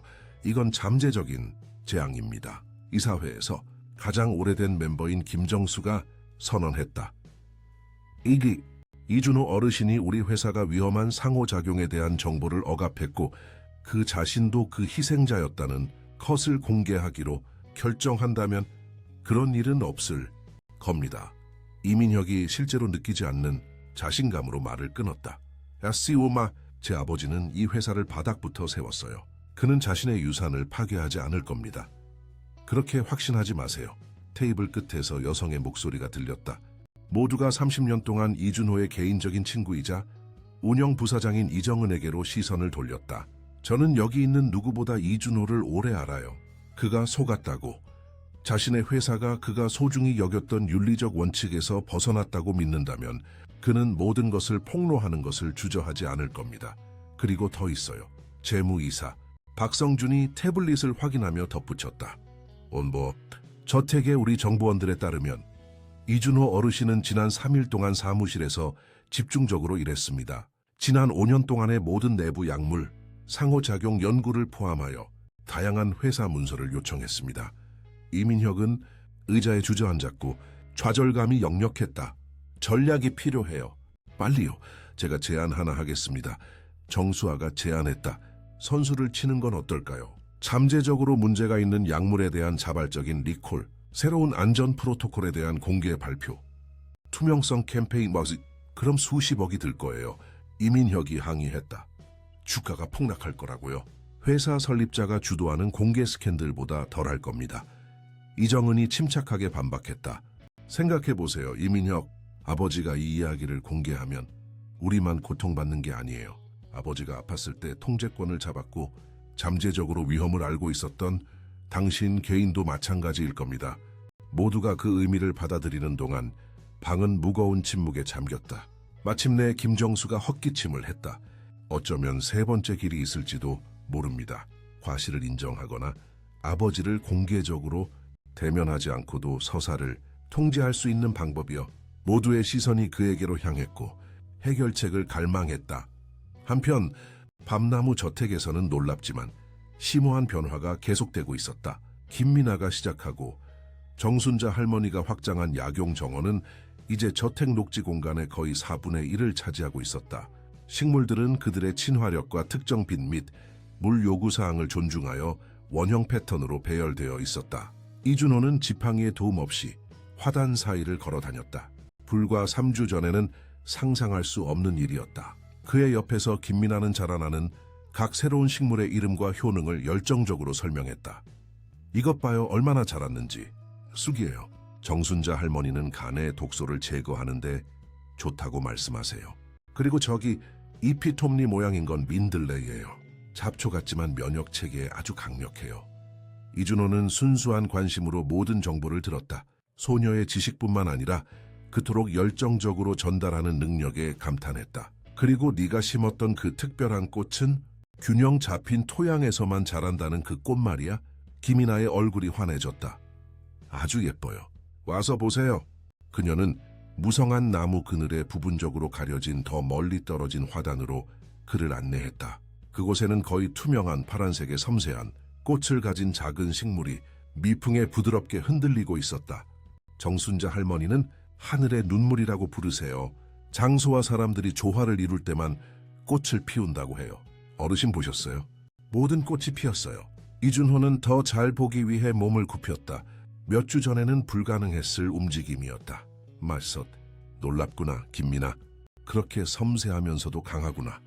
어르신 같아요. 그녀가 아이들의 당황스러울 정도로 솔직한 말투로 대답했다. 이준호는 그 말에 감동하여 미소 지었다. 노력하고 있단다, 아가.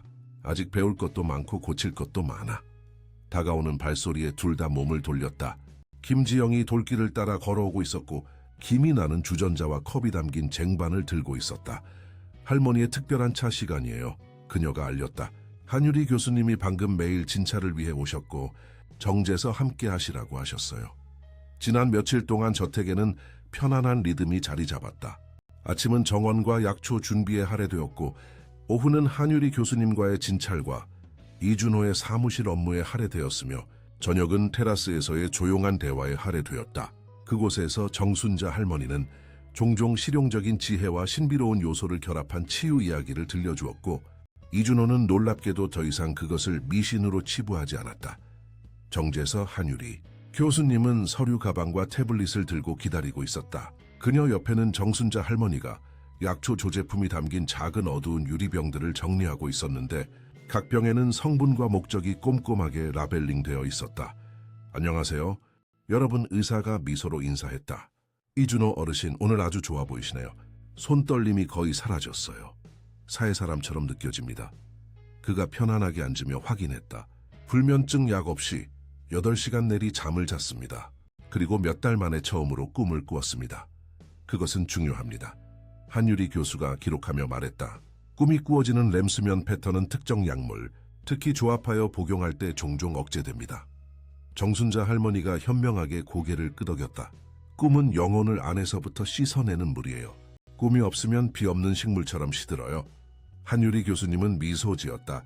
약초꾼이 현대 과학과 놀랍게도 자주 평행선을 이루는 개념을 시적으로 표현하는 방식에 이미 익숙해져 있었다. 이준호 어르신 최신 검사 결과가 있습니다. 간 기능이 빠르게 정상화되고 있고 염증 지표가 절반으로 줄었습니다.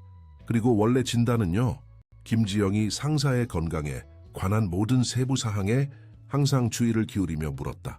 점점 더 그것이 오류였다고 확신합니다. 의사가 대답했다. 신경퇴행성 질환 진단으로 이어진 증상들은 이준호 어르신이 이미 복용하고 있던 고혈압 및 불면증, 약물의 부적절한 상호작용으로 인한 심각한 부작용이었을 가능성이 높습니다. 정재훈 박사가 치료 요법에 더 많은 약을 추가했을 때 악순환이 시작된 겁니다. 새로운 증상이 부작용으로 나타나 더 많은 약을 처방하게 되고 이는 다시 더 많은 부작용을 유발하는 거죠. 독성 폭포였군요. 이준호가 정보를 흡수하며 중얼거렸다. 정확합니다. 그리고 가장 우려스러운 점은 이러한 부작용과 상호작용 중 일부는 의학 문헌과 약물 자체의 설명서에 문서화되어 있다는 것입니다. 정재훈 박사님처럼 경험 많은 의사라면 약물 요법을 계속 늘리기 전에 이러한 가능성을 고려했어야 합니다. 김미나는 알록달록한 공책에 자신의 필기를 정리하고 있다가 고개를 들었다. 왜 그랬을까요? 어르신이 나아지는 걸 원하지 않았을까요? 그토록 직접적이고 근본적인 질문은 불편한 침묵을 만들어냈다. 마침내 김지영이 조심스럽게 단어를 선택하여 대답했다. 때때로 김미나, 사람들은 자신의 시각에 너무 갇혀 있어서 다른 가능성을 보지 못해요. 그리고 때로는 그녀는 이준호를 바라보며 계속해도 좋다는 허락을 구하는 듯 망설였다. 때때로 다른 이해관계가 얽혀있지. 이준호가 말을 이었다. 예를 들어 재정적인 이해관계 말이야. 정재훈 박사는 의사로서뿐만 아니라 자신이 처방한 약을 제조하는 회사의 주주로서도 돈을 벌고 있어. 김미나의 눈이 그 폭로에 크게 뜨였다. 그건 정말 나쁜 일이에요. 네, 그렇습니다. 한유리 교수가 동의했다. 최소한 공개되었어야 할 이해 충돌입니다. 침묵하고 있던 정순자 할머니가 마침내 입을 열었다. 내 고향에서는 해로운 줄 알면서도 해로운 약을 주는 사람을 다른 이름으로 불러요. 그 말은 무거운 의미를 담고 공중에 떠돌았다. 이준호는 감탄과 조용한 동의가 뒤섞인 눈으로 약초꾼을 바라보았다. 그녀가 기업 세계의 완고거법과 합리화 없이 사물을 직접적으로 명명하는 방식에는 위안을 주는 무언가가 있었다. 그것에 대해 많이 생각했습니다. 이준호가 마침내 말했다. 책임에 대해서요? 정재훈 박사뿐만 아니라 저의 책임도요. 결국 저는 이 약들 중 일부를 제조하는 회사를 운영하고 있습니다. 특정 조합의 위험을 알고 있었고 의사와 환자에게 경고하기 위해 충분히 노력하지 않았습니다. 자, 우리 교야자 어르신 자신에게 무슨 일이 일어나는지 모르셨잖아요. 김미나가 항상 그의 예상치 못한 친구를 옹호할 준비가 되어 있었다. 아니, 하지만 알았어야 했어. 이준호가 슬픈 미소로 대답했다. 그게 핵심이야, 아가. 나는 사업의 논리, 이익이 진정으로 중요한 것, 즉 사람들을 건강하게 돕는 것보다 우선하도록 허용했어. 김지영은 점점 더 걱정스러운 표정으로 대화를 지켜보았다. 이준호의 말은 잠재적으로 과감한 결정을 시사했고 그녀는 딸에게 미칠 결과에 대해 걱정하지 않을 수 없었다. 김미나는 강력한 기업 이해관계와 많은 돈이 얽힌 상황의 중심이 되었다. 이준호가 정말로 모든 것을 폭로하기로 결정한다면 그 소녀에게 어떤 압력이 가해질까? 이준호 어르신, 그녀가 조심스럽게 끼어들었다. 어르신은 자신의 경험을 공개적으로 밝히실 생각인가요? 이준호는 이해한다는 듯 그녀를 바라보았다. 김미나를 걱정하는군요. 그럴 만도 합니다. 우리가 여기서 다루는 것은 개별적인 의료 오류를 훨씬 넘어섭니다. 수백만 명의 사람들에게 영향을 미치는 제약산업의 시스템적인 관행에 대해 이야기하고 있는 겁니다. 그 아이를 보호해야 합니다. 정순자 할머니가 단호하게 선언했다. 그 아이는 그저 모든 사람의 눈앞에 있던 것을 보았을 뿐입니다. 전체 시스템을 바꾸는 부담을 짊어질 수는 없습니다. 전적으로 동의합니다. 한유리 교수가 말했다.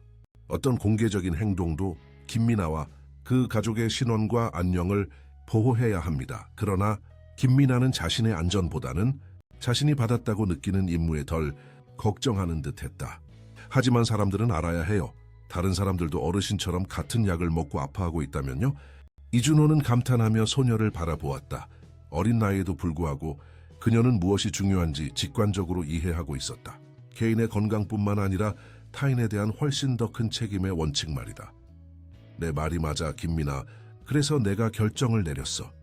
모두의 시선이 기대감에 그에게로 향했다. 멘돈사 제약을 바꿀 거야. 완전히. 모든 약물, 그 상호작용, 그리고 부작용에 대한 독립적인 검토부터 시작할 거야.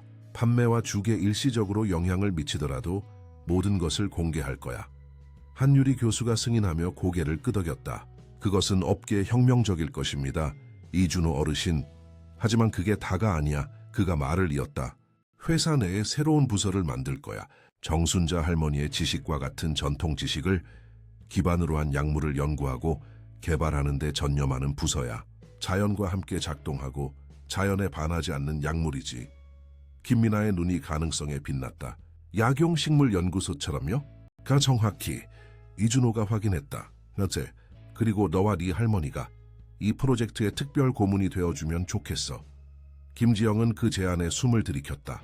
이준호 어르신, 그건 김미나는 아직 어린아이일 뿐이에요. 내 생명을 구한 아이야. 이준호가 부드럽게 상기시켰다.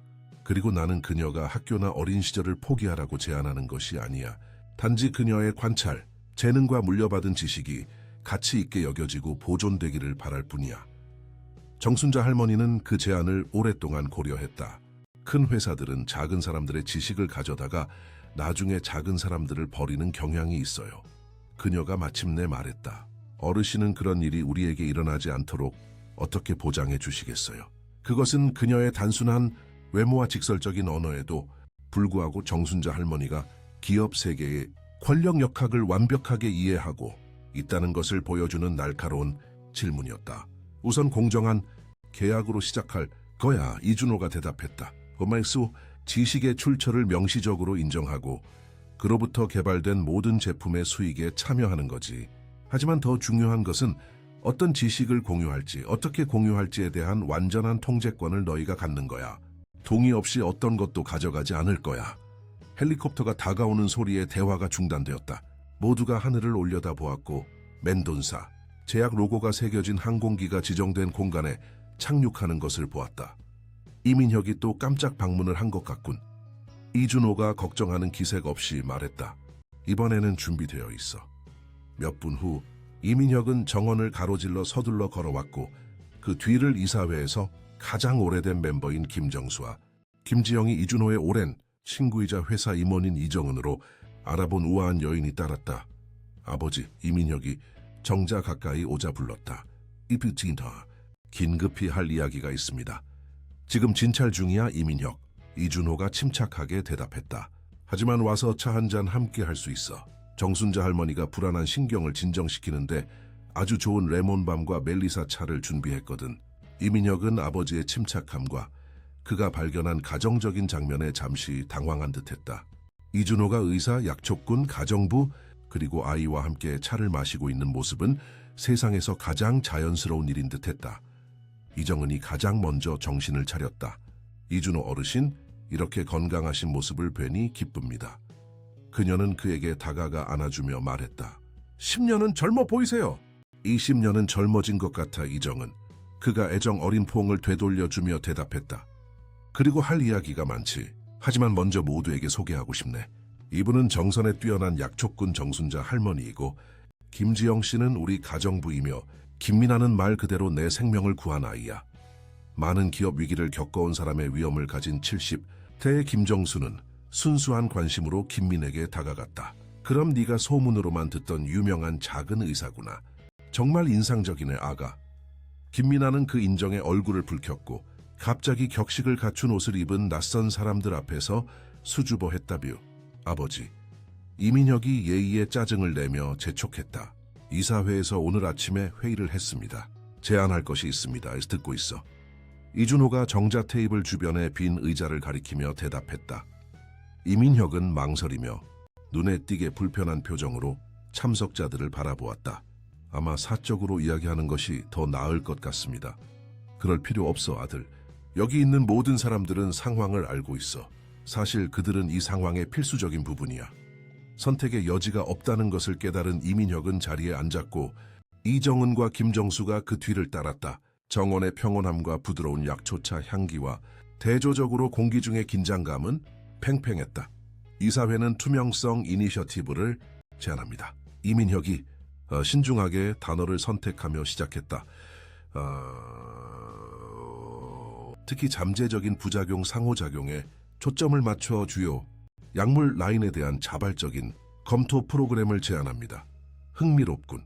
이준호가 한유리 교수와 의미심장한 시선을 교환하며 말했다. 우리스. 그리고 이 갑작스러운 투명성에 대한 관심은 무엇 때문인가? 새로운 과학적 발견 때문입니다. 김정수가 부드럽게 끼어들었다. 그리고 물론 이준호 어르신의 경험 때문입니다. 이사회는 어르신이 그렇게 심각한 부작용을 겪으셨다는 것을 알고 깊이 우려했습니다. 내가 약 없이 나아지기 시작하자 아들이 나를 정신적으로 무능하다고 선언하려 할 정도로 우려했지. 이준호가 건조하게 말했다. 이민혁은 창피한 듯 보였다. 아버지, 저희는 걱정했습니다. 상황이 특이했으니까요. 네, 확실히 그랬지. 이준호가 동의했다. 이사회에서 단기적으로 이익을 줄일 수 있는 이니셔티브를 자발적으로 제안하는 것도 특이한 일이지. 또 무슨 말을 하지 않는 건가? 이정은은 항상 그룹에서 가장 솔직한 사람이었고 애둘러 말하기를 그만두기로 결정했다. 저희는 어르신이 약물 상호작용에 대한 내부 연구와 관련된 회사 문서를 요청했다는 정보를 받았습니다. 특히 제대로 공개되지 않은 연구들이요. 그리고 내가 그것들을 공개할까봐 두려워하는군. 이준호가 말을 이었다. 대규모 소송과 회사, 평판에 돌이킬 수 없는 손해를 초래할 수 있는 관행을 폭로할까봐 말이지. 그건 합리적인 우려일 것입니다. 김정수가 인정했다. 어르신의 의도는 최고라고 믿지만요. 이준호는 차를 한 모금 마시며 컵 가장자리 너머로 임원들의 긴장된 표정을 관찰했다. 그의 옆에서 김민아도 모든 것을 주의 깊게 지켜보며 모든 단어, 모든 몸짓, 모든 말하지 않은 뉘앙스를 흡수했다. 사실 모든 것을 기록했습니다. 이준호가 마침내 확인했다. 제 경험 치료 중단 전후의 의료 보고서, 한유리 교수님의 분석, 김민아의 관찰, 또한 회사가 특정 위험한 상호작용을 알고 있었지만 적절하게 공개하지 않기로 선택했다는 것을 보여주는 모든 내부 연구도 구입했습니다. 이민혁은 눈에 띄게 창백해졌다. 아버지, 설마? 사실 이준호가 말을 끊었다. 저는 정확히 무엇을 할지 결정했습니다. 그리고 제 결정을 여러분과 공유하러 왔습니다. 그는 잠시 멈추고 테이블 주변의 각 사람을 바라보았다. 그의 예상치 못한 새로운 간병인 가족, 긴장한 임원들, 그리고 마침내 9살을 훨씬 넘어선 지혜를 반영하는 눈을 가진 김민아. 멘돈사 제약을 바꿀 거야. 그가 선언했다. 파괴하는 것이 아니라 다른 원칙 위에 재건하는 거지. 그리고 너희는 자발적으로 나를 도울 수도 있고 반대하고 결과를 직면할 수도 있어. 그 말들은 동시에 선전포고이자 평화의 제안처럼 공중에 떠돌았다. 이어진 침묵 속에서 새들의 지저귀임과 나무잎의 속삭임만이 들렸고 모두가 그 갈림길의 깊은 의미를 흡수했다. 정자 안의 침묵은 몇 초 동안 이어졌고 저택 아래 해변에서 부서지는 파도 소리만이 멀리서 들려왔다. 이민혁이 가장 먼저 목소리를 되찾았다. 회사를 바꾼다고요? 그가 불신과 경고가 뒤섞인 어조로 되풀이했다. 아버지, 그게 정확히 무슨 뜻이죠? 이준호는 의자에 몸을 바로 앉았고 모두 지난 몇 주 동안 그의 자세가 어떻게 변했는지 알아차릴 수 있었다. 그는 더 이상 약하고 떨리는 남자가 아니라 육체적인 힘뿐만 아니라 흔들리지 않는 결단력을 되찾은 사람이었다. 정확히 내가 말한 대로야, 이민혁. 우리가 제품을 운영하고 연구하고 개발하고 판매하는 방식에 대한 완전한 변화, 우리가 이미 알고 있는 것에 대한 완전한 투명성부터 시작해서 마리아체, 이준호 어르신, 김정수가 불안정한 땅을 밟는 사람의 신중함으로 끼어들었다. 변화는 환영할 만하지만 물론 점진적이고 전략적이어야 합니다. 갑작스러운 변화는 시장과 투자자들의 신뢰를 불안정하게 만들 수 있습니다. 신뢰는 이미 훼손되었어. 이준호가 말을 끊었다. 일세이슨한테 아직 공개적으로는 아니지만 이 테이블에 있는 사람들 중에서 나에게 일어난 일 후에 우리가 생산하는 약을 완전히 신뢰할 사람이 몇이나 될까? 그 질문은 불편한 침묵을 불러일으켰다. 이정은이 가장 먼저 그를 똑바로 응시했다. 정확히 무엇을 제안하는 겁니까, 이준호 어르신? 거창한 비전이 아니라 구체적인 세부 사항이 필요합니다. 이준호는 오랜 친구의 솔직함에 감사하며 미소 지었다. 공정해. 5가지 계획이 있어. 그는 주머니에서 접힌 문서를 꺼냈다. 첫째, 모든 제품에 대한 외부 독립 감사, 특히 장기 또는 복합 사용 시 약물 상호작용 및 부작용에 중점을 둘 거야. 그럼 수백만 달러가 들 거예요. 이민혁이 항의했다. 둘째, 이준호는 말을 끊는 것을 무시하고 계속했다. 긍정적이든 부정적이든 모든 결과의 완전한 공개, 과거에 선별적으로 공개되었던 이전 연구 데이터도 포함해서 말이야. 김정수와 이정은은 걱정스러운 시선을 교환했고 이민혁은 무너질 지경인 듯 보였다. 셋째, 전통 지식과 현대 과학 방법을 결합한 통합의학 연구 전담 부서 신설. 이 말을 듣고 김민아는 작은 흥분 어린 미소를 참지 못했지만 모두가 자신을 보고 있다는 것을 깨닫고 재빨리 숨겼다. 넷째, 적절하게 공개되지 않은 약물, 상호작용으로 피해를 입었을 수 있는 환자들을 위한 보상 프로그램. 이건 미친 짓이에요. 이민혁이 일어서며 소리쳤다.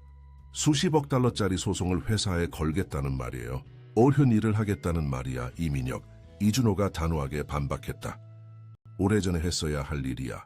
그리고 다섯째, 기업 지배 구조의 재편, 환자 안전보다 이익을 우선시하는 결정에 대해 실제의 거부권을 가진 독립적인 윤리위원회를 설립하는 거지. 임원들은 아연실색한 듯 보였고 마치 자신들이 듣는 것을 믿을 수 없다는 듯했다. 그들에게 이준호는 항상 실용적인 사업가였고 결과와 성장에 집중했다. 윤리와 이익보다 책임을 이야기하는 그의 새로운 모습은 알아볼 수 없었다.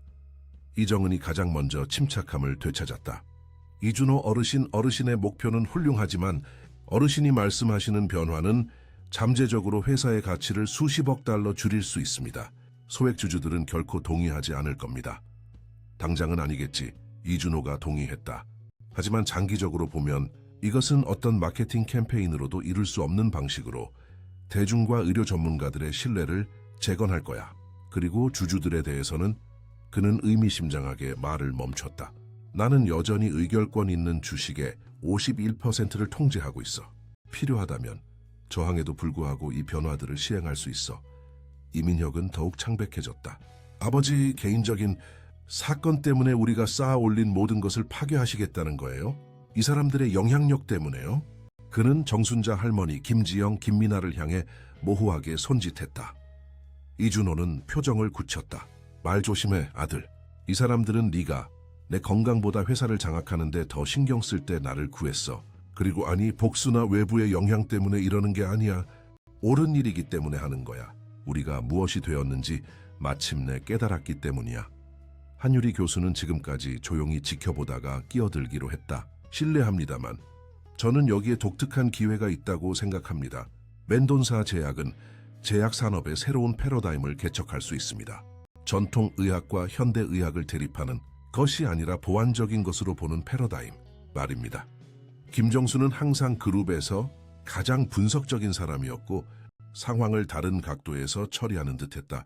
이준호 어르신 이 일반적인 원칙에 동의한다고 가정해봅시다. 이것을 실제로 어떻게 구현할 것입니까? 어떤 종류의 시간표를 고려하고 있습니까? 이준호는 오랜 친구가 대결을 협상으로 바꾸려는 시도를 인정하며 희미하게 미소 지었다. 자세한 계획이 있어, 김정수. 다음 주에 감사에 대한 공개 발표부터 시작할 거야. 그렇게 빨리요? 이민혁이 당황했다. 시간이 중요해. 이준호가 대답했다. 특히 내가 곧 불치병에서 기적적으로 회복했다는 것을 공개적으로 설명해야 한다는 점을 고려하면 말이지. 이 시점에서 모든 것을 날카로운 눈으로 지켜보던 정순자 할머니가 침착하지만 단호한 목소리로 끼어들었다. 이준호 어르신 말씀이 맞아요. 진실은 항상 빛을 찾아 길을 찾아요. 물이 항상 흐를 곳을 찾듯이요. 모든 것을 터뜨릴 때까지 기다리는 것보다 올바른 수로를 여는 것이 낫습니다. 약초꾼의 단순하지만 심오한 지혜는 잠시 동안의 성찰을 불러일으켰다. 특히 이정은은 그 말에 감동받은 듯했다. 어쩌면 그녀가 조심스럽게 시작했다. 어쩌면 직접적인 접근 방식에 장점이 있을지도 모릅니다. 우리가 통제할 수 없는 방식으로 공개되기 전에 서사를 통제하는 것이요. 이민혁은 믿을 수 없다는 듯 그녀를 바라보았다. 이정은 씨도요? 적어도 당신은 여기서 무엇이 중요한지 이해할 줄 알았는데. 완벽하게 이해합니다, 이민혁. 그녀가 단호하게 대답했다. 당신의 주된 걱정은 시장 가치, 주식, 보너스입니다. 제 걱정은 회사의 장기적인 생존 가능성입니다. 그리고 솔직히 이준호 어르신이 억압된 연구에 대해 말하는 것이 사실이라면 우리는 어쨌든 시한폭탄 위에 앉아 있는 겁니다. 어린 나이에 비상한 주의력으로 토론의 모든 말을 흡수하던 김미나가 마침내 교실에서처럼 조심스럽게 손을 들었다. 이준호는 부드럽게 미소 지었다. 그래, 김미나, 무슨 말을 하고 싶니? 그녀는 중요한 어른들 앞에서 말하는 것이 분명히 긴장되는 듯 시작했다. 정순자, 할머니가 약을 준비하실 때 가장 중요한 것은 약초뿐만 아니라 치유하려는 의도라고 항상 말씀하세요. 돈만 생각하고 약을 만들면 제대로 작동하지 않아요. 그녀의 말에 사려 깊은 침묵이 이어졌다. 김지영은 딸의 지혜에 대한 자부심과 함께 그렇게 섬세한 상황에서 딸이 너무 많이 자신을 드러내는 것에 대한 두려움 사이에서 갈등하는 듯했다. 그러나 이준호의 표정은 순수한 감사였다. 정확히 그렇다, 아가. 그가 동의했다. 의도가 중요해. 그리고 어느 순간 우리는 맨돈사 제약의 원래 의도를 잊어버렸어. 그건 사람들의 삶을 개선하는 것이었지 단순히 주주들을 위한 이익을 창출하는 것이 아니었어. 김정수는 깊은 한숨을 쉬었다. 이준호 어르신의 열정은 훌륭하지만 어르신이 제안하는 것을 실제로 구현하려면 엄청난 자원이 필요할 것입니다. 재정적인 것뿐만 아니라 인적 자원도요. 예를 들어 이 새로운 통합의학부서를 누가 이끌 것입니까? 이미 염두에 둔 사람이 있어. 이준호가 한유리 교수를 바라보며 대답했다. 흠잡을 데 없는 과학적 자격과 보완적 접근 방식에 대한 개방성을 가진 사람 말이지. 의사는 진심으로 놀란 듯했다. 저요? 이준호 어르신 영광입니다만 제 경력은 항상 학술적이고 임상적이었지 기업적이지 않았습니다. 바로 그 이유 때문이야. 그가 대답했다. 우리는 무엇보다 이익이라는 사고방식에 오염되지 않은 사람이 필요해. 소비자가 아니라 환자를 보는 사람이 말이지. 대화는 서두르는 발소리에 중단되었다. 간호사 박선미가 걱정스러운 표정으로 다가오고 있었다. 방해해서 죄송합니다. 그녀가 말했다. 하지만 저택 문 앞에 기자들이 있습니다. 아주 많아요. 이준호 어르신의 기적적인 회복과 맨돈사, 제약 약물 문제에 대한 소문에 대해 이야기하고 싶다고 합니다. 무거운 침묵이 그룹에 내려앉았다. 이민혁이 가장 먼저 반응하여 갑자기 일어섰다. 이게 어떻게 된 일이죠? 누가 언론에 알렸습니까? 모든 시선이 놀랍도록 침착한 이준 회계로 향했다. 내가 아니야. 근데 그가 선언했다. 아직 이 단계를 밟을 준비가 되지 않았어. 시선은 본능적으로 김미나와 그 가족에게로 향했다. 저희는 이준호 어르신께 해를 끼칠 만한 일은 절대 하지 않을 겁니다. 김지영이 딸의 어깨에 보호하듯 팔을 두르며 항의했다. 그들이 아니야. 이준호가 확신에 찬 목소리로 말했다. 어소리. 그렇다면 가능성은 몇 가지로 좁혀지지. 그의 시선은 이민혁에게 고정되었다. 지금 저를 의심하시는 거예요, 아버지? 이민혁이 분개하며 물었다. 내 개인을 말하는 게 아니야. 이준호가 대답했다. 하지만 내부 정보에 접근할 수 있는 누군가. 내가 하려는 일을 두려워해서 선수를 치고 서사를 통제하려 한 누군가 말이지. 또 아니면 어쩌면 이정은이 사려 깊게 제안했다. 우리를 강제하고 싶었던 누군가일지도 모릅니다. 즉각적인 대응을 요구하는 위기를 만들고 싶었던 거죠. 김정수가 안경을 고쳤으며 생각에 잠겼다. 정재훈 박사가 오늘 아침 이사회 회의에 참석했습니다. 특히 불안해 보였습니다. 정재훈 박사. 이준호가 중얼거렸고 그의 얼굴에 그림자가 드리웠다. 완전한 조사가 이루어진다면 그가 잃을 것이 많을 거야. 긴장감은 팽팽했다. 마침내 정순자 할머니가 자신의 실용적인 지혜로 침묵을 깼다.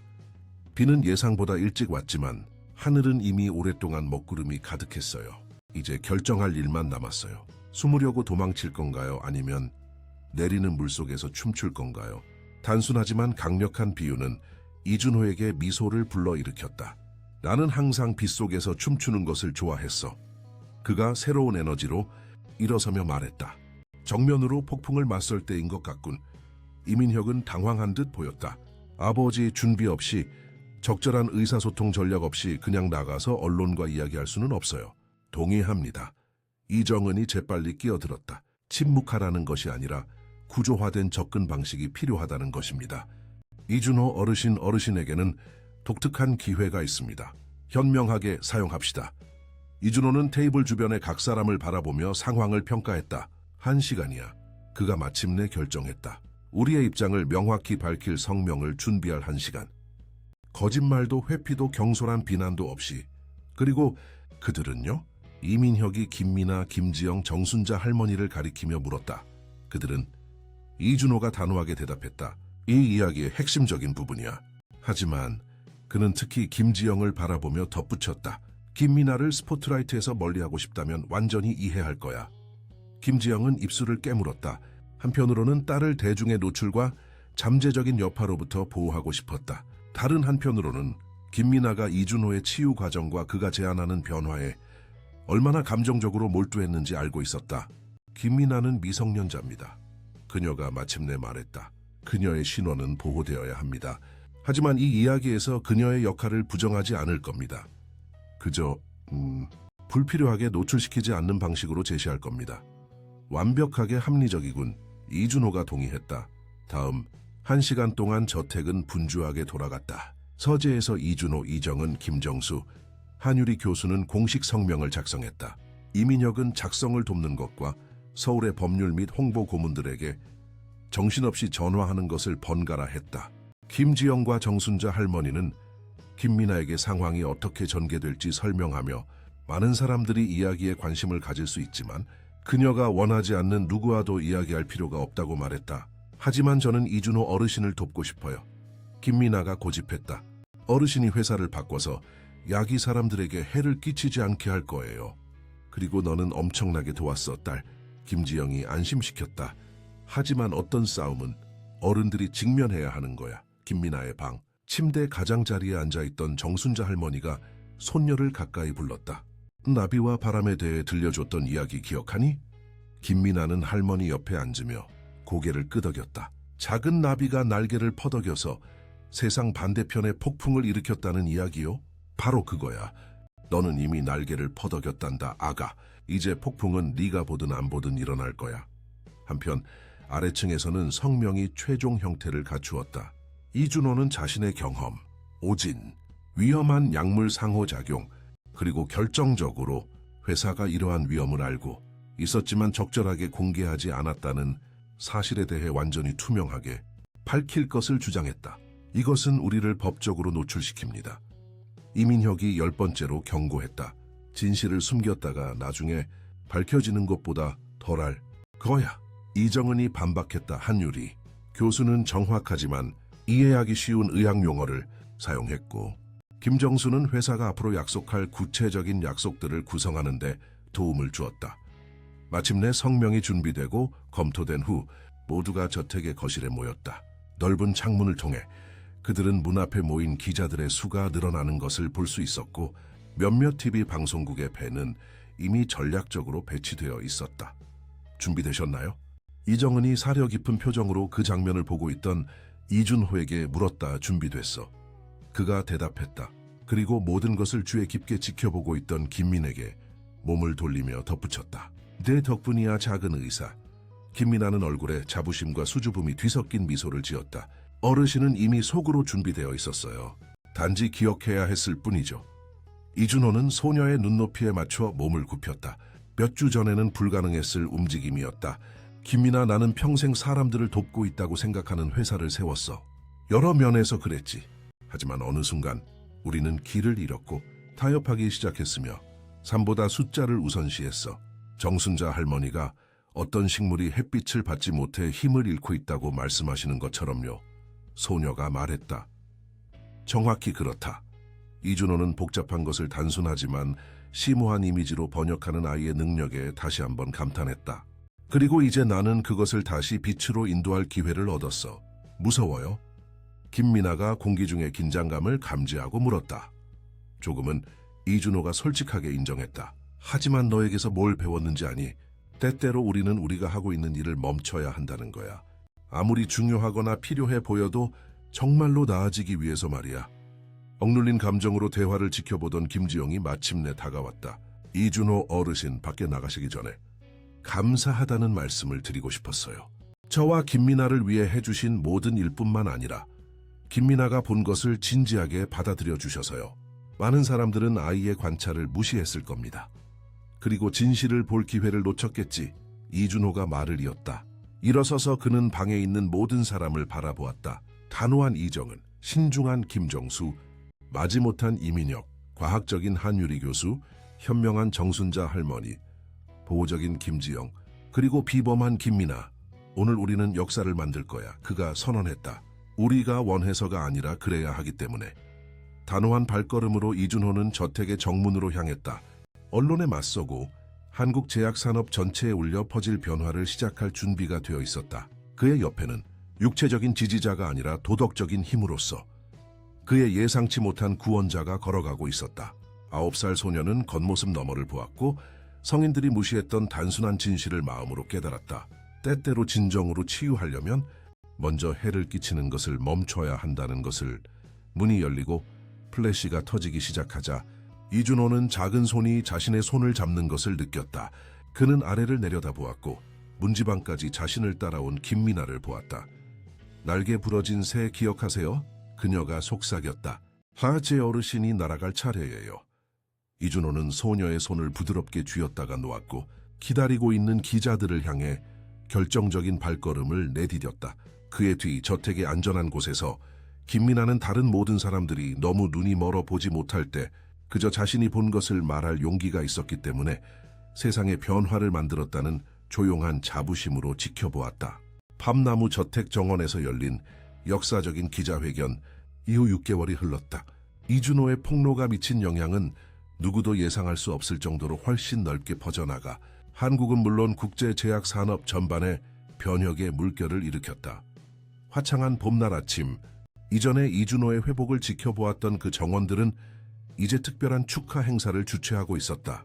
열대꽃들로 우아하게 장식된 하얀 천막 아래 약 50명의 손님들이 멘돈사 통합의학연구소의 공식 개소식을 위해 모였다. 정원 한가운데에는 신비로운 하늘의 눈물, 꽃이 이제 풍성하게 자라고 있는 원형 화단이 눈에 띄었다. 그 투명한 푸른 꽃잎들은 바닷바람에 부드럽게 흔들렸다. 그 주위에는 수십 종의 약용 식물들이 동심원 패턴으로 배열되어 치료 가능성에 살아있는 지도를 형성하고 있었다. 긴장되니? 김지영이 딸에게 그날 입은 하늘색 드레스의 리본을 고쳐주며 김미나에게 물었다. 조금요. 이제 막 10살이 된 소녀가 인정했다. 하지만 이준호 어르신이 말하고 싶지 않으면 말하지 않아도 된다고, 그냥 리본만 자르면 된다고 하셨어요. 김지영은 딸이 지난 몇 달간 받은 모든 관심에도 불구하고 항상 자신을 특징지었던 단순함과 건전한 사고를 유지한 것에 자랑스럽게 미소 지었다. 기자회견 후 이준호는 김미나의 신원을 보호하겠다는 약속을 지켜 인터뷰에서 그녀를 단지 젊은 관찰자라고만 언급했다. 그러나 가장 가까운 사람들 사이에서는 한국에서 가장 강력한 기업가 중 한 명을 구한 작은 의사 이야기가 거의 전설이 되었다. 할머니 오셨어요? 김미나가 손님들 사이에서 정순자 할머니를 찾으며 물었다. 이준호 어르신과 함께 발표의 마지막 세부 사항을 검토하고 계셔. 김지영이 대답했다. 전통 지식 자료실의 조정을 맡으신 이후로 얼마나 까다로워지셨는지 알잖아. 사실 지난 몇 달간 가장 놀라운 변화 중 하나는 정순자 할머니의 것이었다. 처음에는 정선을 떠나기를 꺼려했던 약초꾼은 이제 자신의 마을과 새로 개편된 멘돈사 재단이 자금을 지원하는 야심, 찬 전통 의학 지식 문서화 및 보존 프로젝트의 책임자 역할을 병행하고 있었다. 정원 반대편, 오래된 망고나무 아래에서 이준호는 한유리 교수와 한 무리의 연구원들과 활기차게 대화하고 있었다. 72세의 그는 수십 년 더 젊은 많은 남성들이 부러워할 활력을 발산하고 있었다. 떨림은 완전히 사라졌고 건강한 혈색이 그의 피부로 돌아왔으며 그의 눈은 새로운 목적을 찾은 사람의 강렬함으로 빛났다. 씨앗 임상 연구는 이미 최종 단계에 있습니다. 한유리 교수가 그룹에게 설명했다. 정순자 할머니가 저희에게 가르쳐주신 조합에서 파생된 화합물의 효능에 대한 예비 결과는 특히 기존 치료법에 잘 반응하지 않던 환자들에게 매우 유망합니다. 그리고 가장 중요한 것은 이준호가 덧붙였다. 우리가 전통 지식의 기원부터 과학적 검증 방법까지 모든 과정을 꼼꼼하게 기록하고 있다는 것입니다. 우리가 개발한 존중하는 협력 모델은 이미 다른 기관에서도 채택되고 있습니다. 멘돈사, 제약의 변화는 저항이나 어려움 없이 이루어지지 않았다. 약물 상호작용에 대한 억압된 연구에 대한 폭로 이후 회사의 주가는 처음에는 급락했다. 소송이 제기되었고 수십억 달러 규모의 합의가 이루어졌으며 평판이 손상되었다. 특히 정재훈 박사는 의사 면허를 잃었고 과실 및 이해 충돌로 인한 여러 혐의에 직면했다. 이민혁은 초기 저항 끝에 놀랍게도 자신만의 구원의 길을 찾았다. 아버지를 거의 잃을 뻔한 충격과 스캔들로 인한 공개적인 수치는 그의 가치관에 대한 깊은 재평가를 불러일으켰다.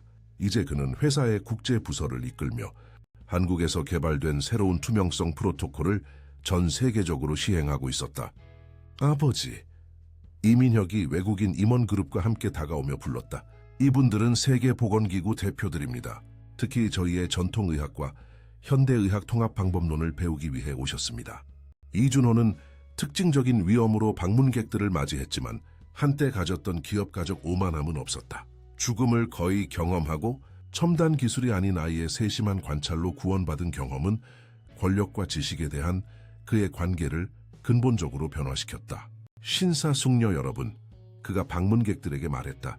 오늘 여러분이 보게 될 모든 것은 약 먹는 거 그만두세요. 나아질 거예요. 라는 단순한 문장으로 시작되었습니다. 다른 어떤 상황에서든 의학과학이 권장하는 것과는 정반대로 들릴 말이었죠. 그러나 바로 이 전제 없는 시선, 사실에 대한 순수한 관찰이 제 생명을 구하고 우리 회사를 변화시켰습니다. 이준호가 국제 손님들을 저택 옆에 새로 지어진 연구소로 안내하는 동안 김지영은 익숙한 존재감을 옆에서 느꼈다. 그는 달라졌어. 이정은이 멀리서 이준호를 바라보며 말했다. 육체적으로만 그런 게 아니야. 마치 그가 가장 성공했던 시절에도 결코 갖지 못했던 평화를 찾은 것 같아. 김지영은 고개를 끄덕였다. 저택의 가정부로서 그녀는 이준호의 육체적 회복뿐만 아니라 그의 내면의 변화도 가까이서 목격했다. 정순자 할머니는 어떤 질병은 사실 더 큰 치유로 가는 길이라고 말씀하세요. 때때로 우리는 더 나은 것을 재건하기 위해 완전히 무너져야 한다고요. 이정은은 진심으로 존경하며 미소 지었다. 김지영 씨, 이 모든 것이 시작되었을 때 솔직히 저는 당신과 김미나 정순자 할머니를 약간 회의적으로 보았습니다. 상황이 진정되면 쉽게 조작되거나 멀어질 것이라고 생각했죠. 그녀는 사려 깊게 잠시 멈췄다. 제가 완전히 틀렸다는 것에 이렇게 기뻤던 적은 없습니다.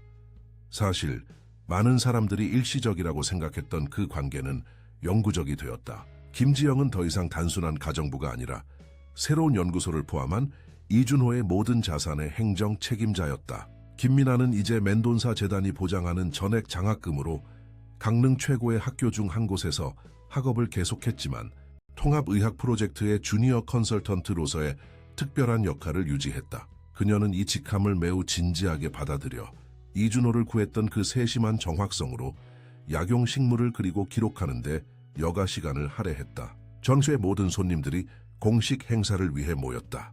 자연과 과학의 다리를 상징하는 녹색 리본이 연구소 새 건물 입구에 걸려 있었다. 이준호는 마이크를 들고 이 순간을 가능하게 한 사람들에게 감사하는 마음으로 바라보았다. 1년 전 저는 천천히 죽어가던 남자였습니다. 저를 배신하는 듯한 몸과 의도는 좋았지만 자신의 확신에 너무 자만했던 의료 시스템에 갇혀 있었습니다. 오늘 우리는 건물이나 연구소뿐만 아니라 의학이 어떻게 기능할 수 있고 기능해야 하는지에 대한 새로운 패러다임을 개소하고 있습니다. 그는 잠시 멈추고 군중 속에서 김미나를 찾았다. 이 변화는 주변의 모든 어른들이 절대적인 진실로 받아들이던 것에 감히 의문을 제기한 아이의 용기 없이는 불가능했을 것입니다. 그러므로 우리의 오랜 한계로부터의 해방을 상징하는 리본을 자르는 사람이 바로 그녀인 것이 적절합니다. 김미나는 얼굴을 붉혔지만 단호하게 이준호에게 다가갔고 약간 떨리는 손으로 의식용 가위를 받았다. 그녀 옆에는 정순자 할머니가 위험 있는 모습으로 나타났는데 그녀의 화려한 터번은 특별한 날에 입는 전통적인 흰 드레스와 대조를 이루었다. 함께 이준호가 부드럽게 지시했다. 조상의 지혜와 젊음의 새로운 시선이. 할머니와 손녀는 리본 앞에 섰고 가위는 그들의 손에 함께 들려 있었다. 정확한 움직임으로 그들은 과거와 미래를 가르는 상징을 잘랐고 모든 참석자들의 열렬한 박수를 받았다. 그날 밤 손님들이 떠나고 저택이 평소의 고요함을 되찾자 이준호는 바다가 내려다 보이는 테라스에 앉았다. 달빛이 파도 위로 은빛길을 만들어 무한으로 이어지는 듯 보였다. 그의 옆에서 조용히 명상에 잠긴 김미나는 같은 지평선을 바라보고 있었다. 무슨 생각하니 아가? 이준호가 마침내 물었다. 김미나는 항상 중요한 것에 대답하기 전에 그랬듯이 잠시 질문을 숙고했다. 작은 것이 어떻게 모든 것을 바꿀 수 있는지 생각하고 있어요. 하늘의 눈물꽃의 작은 씨앗이 어떻게 전체 화단이 되었는지, 한마디 말이 어떻게 길을 바꿀 수 있는지요. 이준호는 그 어린 마음이 도달할 수 있는 깊이에 다시 한번 감탄하며 미소 지었다. 네 말로 많은 삶을 바꿨다는 걸 알고 있니? 내 삶뿐만이 아니야. 어르신도 제 삶을 바꾸셨어요. 그녀가 단순하게 대답했다. 전에는 엄마가 항상 식물에 대해 이야기하지 말라고, 사람들이 이상하게 생각할 거라고 말씀하셨어요. 이제는 제가 아는 것을 이야기하면 자랑스러워하세요. 정말 그래야지.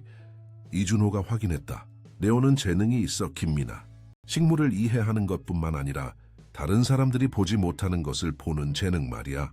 정순자 할머니는 재능이 아니라 그냥 주의를 기울이는 거라고 말씀하세요. 모두가 할 수 있지만 사람들이 다른 일에 너무 바쁘다고요. 이준호는 그 단순한 지혜에 대해 생각했다. 그는 평생 동안 얼마나 많은 진실을 무시했을까. 제국을 건설하고 권력과 부를 축적하는데 너무 바빠서 본질적인 것을 보지 못하게 되었을까? 어르신 아드님은 회사에 계속 계실 건가요? 김미나가 아이들 특유의 자연스러움으로 갑자기 화제를 바꾸며 물었다. 이민혁, 그럴 거라고 믿어. 많이 변했어, 알다시피. 마침내 회사가 단순히 스프레드시트의 숫자가 아니라 우리가 하는 일에 의해 삶이 영향을 받는 실제 사람들이라는 것을 이해한 것 같아. 그리고 어르신은요? 다시 최고 책임자가 되실 건가요? 이준호는 단순한 용어에 미소 지었다. 예전처럼은 아니야.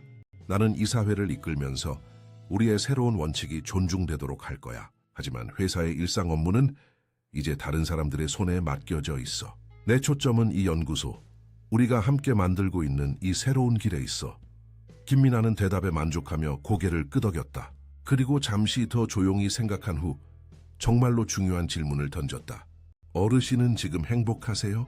그토록 직접적이고 근본적인 질문은 이준호를 놀라게 했다. 내용 때문이 아니라 그의 성인 생활에서 아무도 그 질문을 해준 적이 없었기 때문이었다.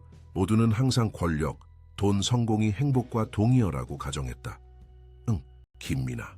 그가 마침내 영혼 깊은 곳에서 우러나오는 확신으로 대답했다. 나는 지금껏 그 어느 때보다 행복해.